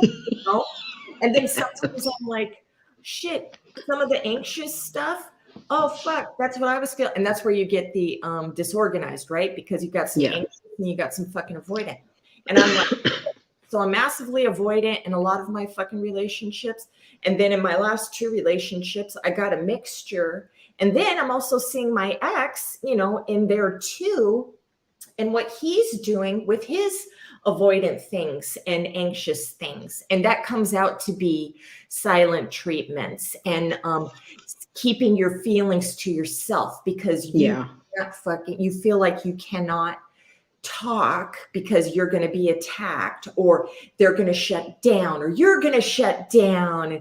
Yeah. It sucks all the way around, and it also sucks when you start learning about these things about yourself and you just want to fucking call them up and be like, oh my God, I know what's wrong with us. I know, we can fix it. Yes. Yeah. And then it's like, you can't do that. No. And then you're like, now you have to create a new hopeful bond with somebody new. But now you don't want to bring in all your old garbage into the new relationship. And then you're like, but I have all that history with the old one. I don't have to start over. But then, your partner is, I don't even want to look inside of myself. Get the fuck away. Yes. Because that's how I used to be. I'm like, go fix your fucking self. Leave me alone. Let me be in my dark corner. Yeah. Let me be in my darkness. All I want to do is drink, be fucking miserable, and hurt everybody. Will you leave me alone? Will you leave me alone? I just want to be a victim of my own fucking self and all this shit, And that's when I think is actually a very good time when your person is in that darkness. You need to let them go, Yeah. And I'm not saying let them go forever, but if they are willing to cycle through that pain, some people, on our fucking chat shit, there's so many people who are just becoming aware of their shit, right? Yes. And they're falling into their little collapse state. Yes. They're now in the depressive state because they feel like there's no hope. And I went through that too. And I'm like, it's okay. It's okay. Yeah. You just go through that. It's all right. You're going to be fine. You're going to go through it. You're going to, basically you're grieving your past self. And then your toxic, unaware self. Now you're aware. Now you feel, shame for the first time. Now you're feeling that inner child, I'm bad, or whatever. And then you don't want to feel that. You feel like, well, maybe I should just go back to my old self. No. And then you're coping and drinking and doing, and then so you're like doing this for a little bit. And then you're slowly moving forward you know, and then you start learning and stuff like that and getting a little bit, so I'm at the stage where I'm like, okay, I know all this shit about myself. And I'm struggling with the vulnerability stuff. I'm struggling with the vulnerability stuff because being vulnerable with my partner, I feel like you have power over me, and I've never let anybody have fucking power over me in my life. And that's just an illusion because I have to feel safe with my partner. So if my partner doesn't hurt me, and I'm always going to think my partner's hurting me if I'm projecting, so I have to fucking be more mindful and do the CBT things and make sure that I'm not taking anything the wrong way. I'm not mind reading. I'm not doing any of that fucking bullshit. I have to stop myself from black and white thinking. I have to remember that everybody is shades of gray, you know, and all this is going like this. And then you have a partner, or you have a dismissive friend, or somebody who says relationships should be easy. Oh my God, yes, just go away. No, they should not. You know, you have to work. Yeah, they're easy if you just in the dark and you have nothing to work on. Maybe of course the Dalai Lama or some shit. But it's like, otherwise, I have to work on things. Saying that relationships are easy is dismissive, but I do understand that I was really deep into diving into the root cause of all my stuff. I think I was a little bit just too like, I have to psychoanalyze all of my behaviors and yours, you know? Yes. So I can see where I can turn into a toxic shit that way, because I'm always trying to figure out, am I faking? Am I growing? Am I faking or growing? Yes. I'm asking. Yes. A lot? Or am I doing good? Am I still doing this just to get a good reflection? Because I feel good. Fuck, am I masking? You know? Yeah. And so all this is going on the whole fucking time in my head, you know? So I'm just like, you know, give me a freaking drink. Yeah. And I think it goes both ways, because like you said, with you know, is my partner doing this? Am I doing this? You know, you talk about you doing that, but speaking for myself, I know with the relationship that I was in for 5 years, I was always looking on the outside. What is he doing? What is he doing? What is he doing? Why is he doing this? And it took me a couple of years before I was like, what am I doing? You know, what am I doing? What am I doing? But when you're in that, when you're constantly looking at what is he doing and what am I doing, that's not a healthy place to be either. And I think, you know, with the LDR thing, that's where I was, you know, what am I doing? What is he doing? You know, like you were just saying that, you know, when you're separated and you want just like, can you please just come back? And I fucked up. And, you know, I looked into it. You know, I had this message ready, like, dude, did we fuck up? You know? I had that message ready. I was just like, I am ready to have that conversation, but you know, it doesn't matter if I am ready to have that conversation. You have to have two. But even, you know, do you really want to be in a place where that's what's going on, kind of thing? Do you know? Yeah, it sounds like relationships should be easy, but I think I would rather be with someone who is already healed and you also are healed, instead of where you're just like, well, I'm healing, this person is healing, and, you know, we'll see where shit goes. One thing I heard was the securely attached people are very scarce because they're already taken. So it's on the dating apps, avoidance and the anxious. That's it. Fun times. So it's like, so you have to be the one to do the work to try to make yourself as secure as possible. But or stay single. yeah, I mean, one thing that I always am though, is a very straightforward, aggressive a little bit too. So even if I'm, so even if I ask you questions, it almost sounds accusatory or whatever. It's like, is that the new rule? Is that the new rule now? We get to talk shit to each other? Is that the new fucking rule? Where it'd be like, is this something that we want to do? Is, say bad words to each other and everything? You really want to go down there? It's like, oh, you get to call me a CUNT, so I can call you a motherfucking Yeah. Is that fucking okay? And then no, it's like, okay. So let's cut it out. Yeah.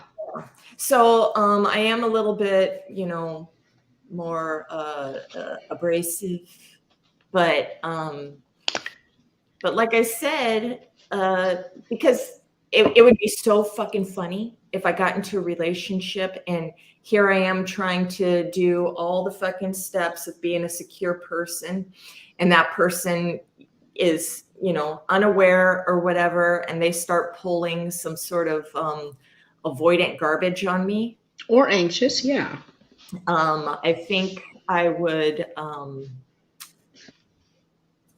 not going to let that happen. I know. Meaning that they're going to be like, yeah, I'm bored, so I'm going to do something else. And I think I would let my little toxicity shine a little bit, say, okay, fucking bye, bitch, fucking later. And they'd be like, oh my God, you're triggering my childhood trauma. I love you. Just be like, no, fucko, fuck you. I don't fucking want you. Yeah. Boundaries, dude. Boundaries. It's almost like, and it's like the reverse. If you don't like me at my best, you don't deserve me at my best. I hate that shit. So I'm just like, what are you talking? No, be at your best. Always be at your best. Yes. You can have a bad day, but be at your best. Yeah. Those are people that don't want to work on themselves. Yeah, the lazy people. They're like, I'm not gonna grow. Like their growth is done.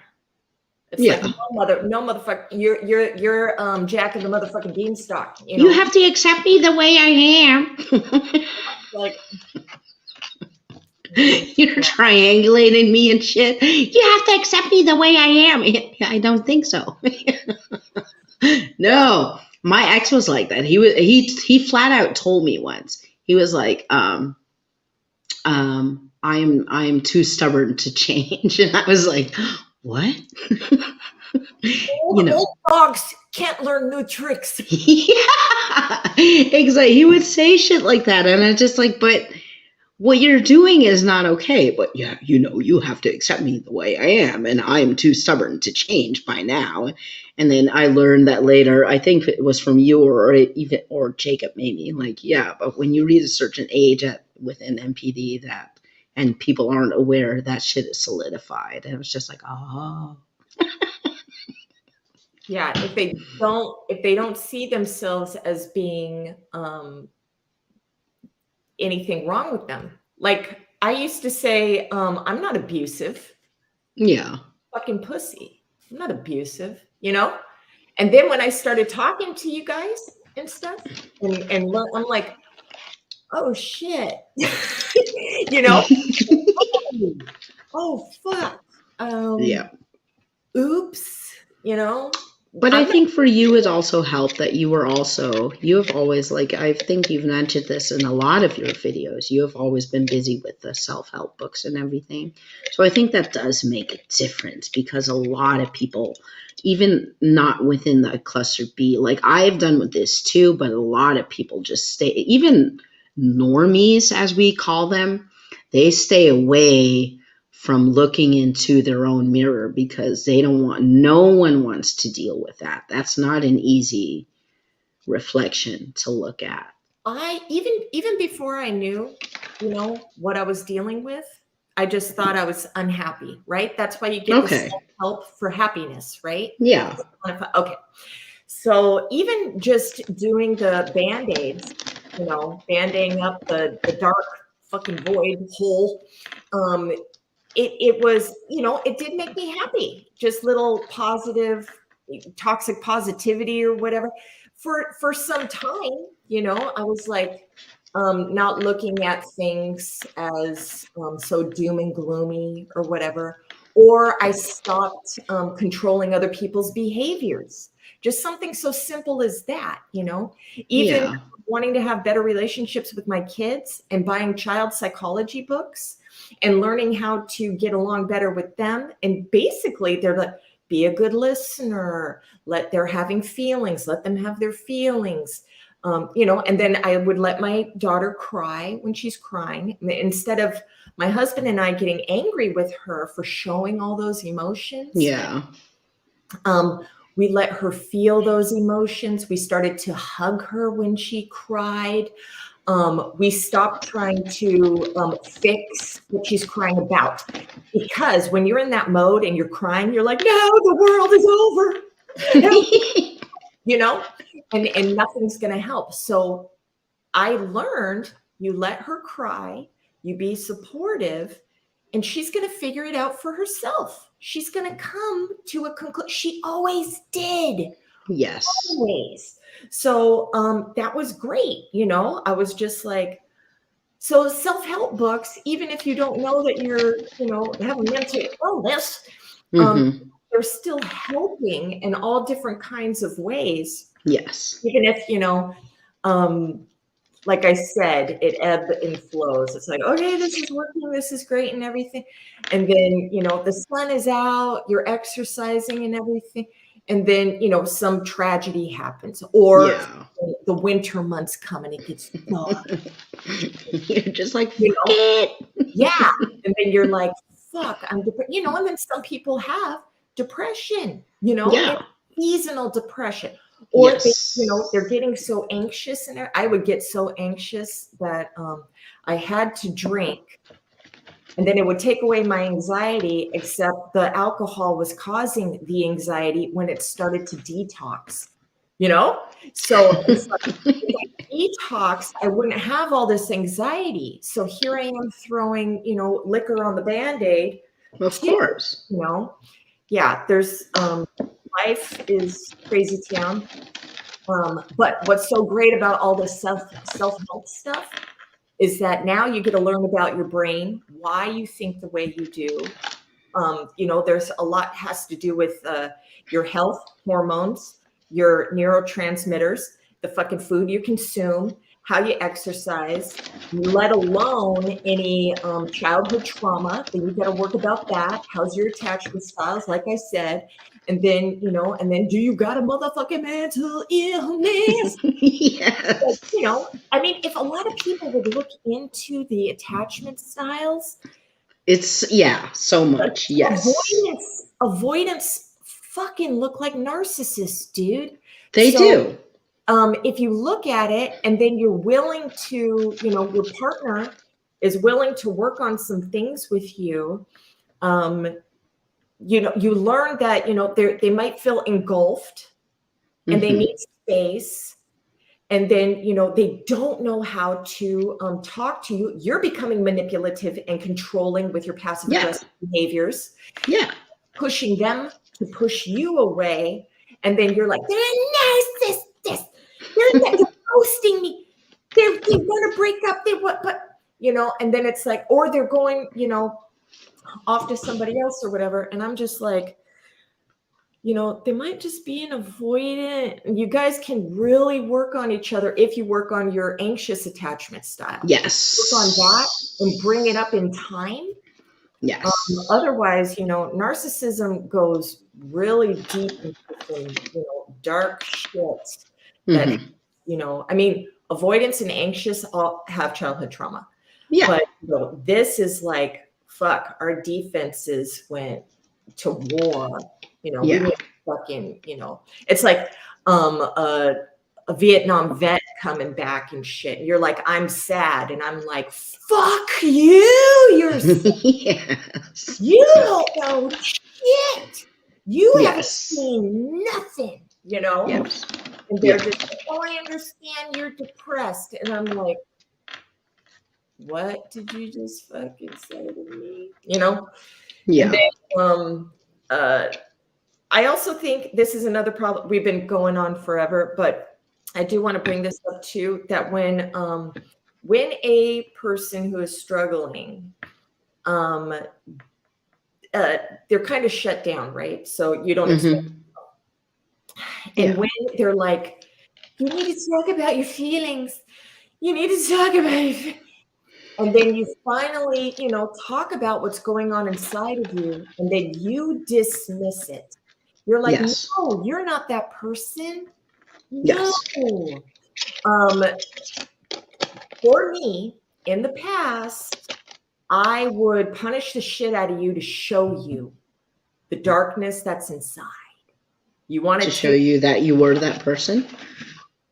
You want to taste what I'm struggling? I'm gonna fucking show you. And they're like, oh my God, I should have believed you and blah blah blah. And then I'm like, block, you're out of my fucking life. And I just toss it out of my life. So my suggestion is, if people don't want to open up, just create a safe space, just saying you can if you want. Don't push them. And if they do want to open up, believe them. Believe them. Yeah. Believe them, because they're going to prove it to you. Because one thing that we didn't like growing up is being told that our feelings didn't matter, or they're wrong, or they're wrong. So we're going to attack you for it and then get rid of you. And that's kind of a nice, like a toilet flush for me. Yeah. But you're right about that. I've had two people say to me, like, I don't deserve you. I'm not good enough for you, and this and that. And I would fight that. I was just like, what are you talking about? Of course you are. Why would you even say that? Blah, blah, blah. And then, later you're just like, well, I should have listened. But instead, in hindsight, in that moment, you're just like, why would you even say that? Of course you are. And blah, blah, blah, because you're in this love. But when you look at it in hindsight, I don't know, you can tell me if this is the right approach. I think maybe the right question would be like, why do you think that? Yes. Why do you think? Yeah. That would be good. Yeah. Because then they have to self-reflect. Yeah. Not be putting, it on you for you to become the caregiver. Yeah. Because that's what you're being baited into, become the caregiver. I'm bad. No, you're not. Let me. Yes. Tell you how much I love you. So of course, keeping that boundary and saying, why do you feel that way? Yeah. Or why do you think? Or, you just let them feel the way that they want to feel. Like one time my partner, he said, it was an automatic response to say, no, don't feel that way. And he's like, no, I didn't mean that. I meant feel your feelings. So he caught me, and that was really fucking great. And I let him feel his feelings and everything. It's just, And I think that's important when you're in that dynamic, to let the other person feel what they're feeling. Because I think whether you're anxious or avoidant, or in the love bombing phase or whatever, you get this because you have the rose glasses on, kind of thing. Yeah. And so you're kind of just like, no, just like the magic Disney wand that you're kind of waving. Everything is perfect with us. Your love is going to save everyone. Yes. We're different. Yeah. Well, even when, my partner would say something like something low self-esteem about himself, you know, like he was prophesizing the downfall of the relationship because he says everything he touches turns to shit. And I'm just like, that's not going to happen because I'm I'm going to, no, I ain't letting that shit happen. Yes. Oh God, yes. Okay, I think we all made these mistakes. Yeah. I know I've made that mistake too, so that's me. But yeah, you're right. You have to take responsibility for that and self-reflect on that and take acknowledgement for that, you know, your part in this bullshit that you got yourself into, instead of just, you know, you, or what a lot of people also tend to do is they will let the other go off the hook. And it's just like me, which is also not. It's a kind of grandiosity too, if you think about it.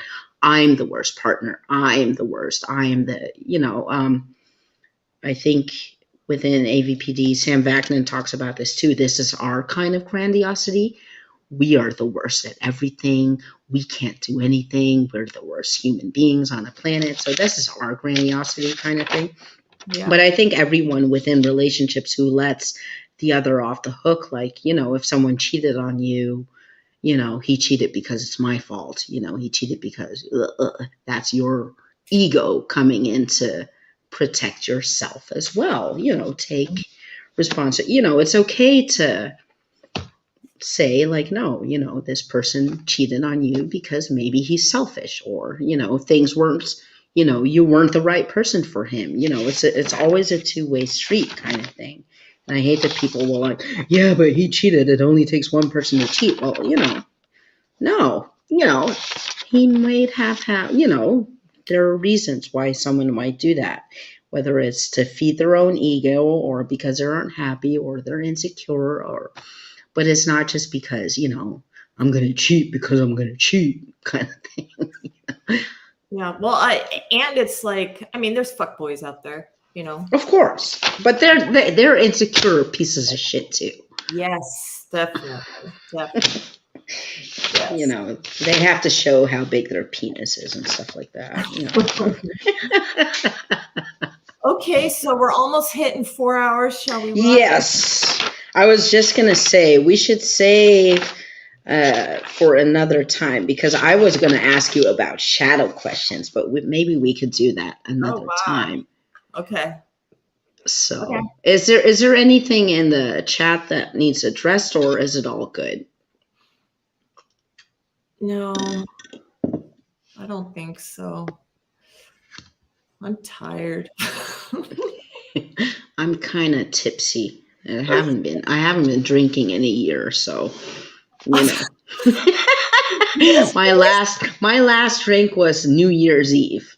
You know what's hilarious is when I did a live with Sassy, she had been not drinking for a fuck ton long time, and she gets on with me and she starts drinking again. It's like, what is it with me? It's like, you guys are ruining your sobriety because me, or it's, you know, you guys are anxious, you know, coming on with me. Yeah, I was afraid of, like, you know, just in case I shut down, but that didn't happen. And now I'm just sitting here like, damn, you know, I want to go out dancing.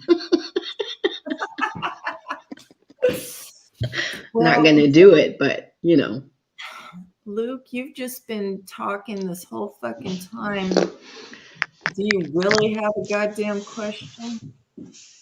We love all people because they are lovable. Good thing avoidant attachment? No, it's not. And he just smiled. Okay, so yeah, I think I'm done. All right. Okay. Of course, this, you know, if any questions want to be asked, you can always put it after, you know, it's over in the comments. And don't forget, and Chandra, check too, just in case they're asking you anything too. Yeah. You know? And then you should share it to your channel too. Oh, could you send me like the link or something? Because I don't know how to do that shit. Well, I don't know how to do that. If I know how to do it on here, I'll do it on here. Okay. Okay. And I'll email it to you. Otherwise, Okay. It'll be up in my live section, and then you can share it to your Yes. community section. Okay. Yes. Okay. So it was very fun. Yay. If you ever want to hang out again and do the shadow questions or whatever, or talk some more, let me know. You know, Okay. I'm always around. Okay. All right. I will see you. Okay. Bye-bye. Yes, bye. Bye.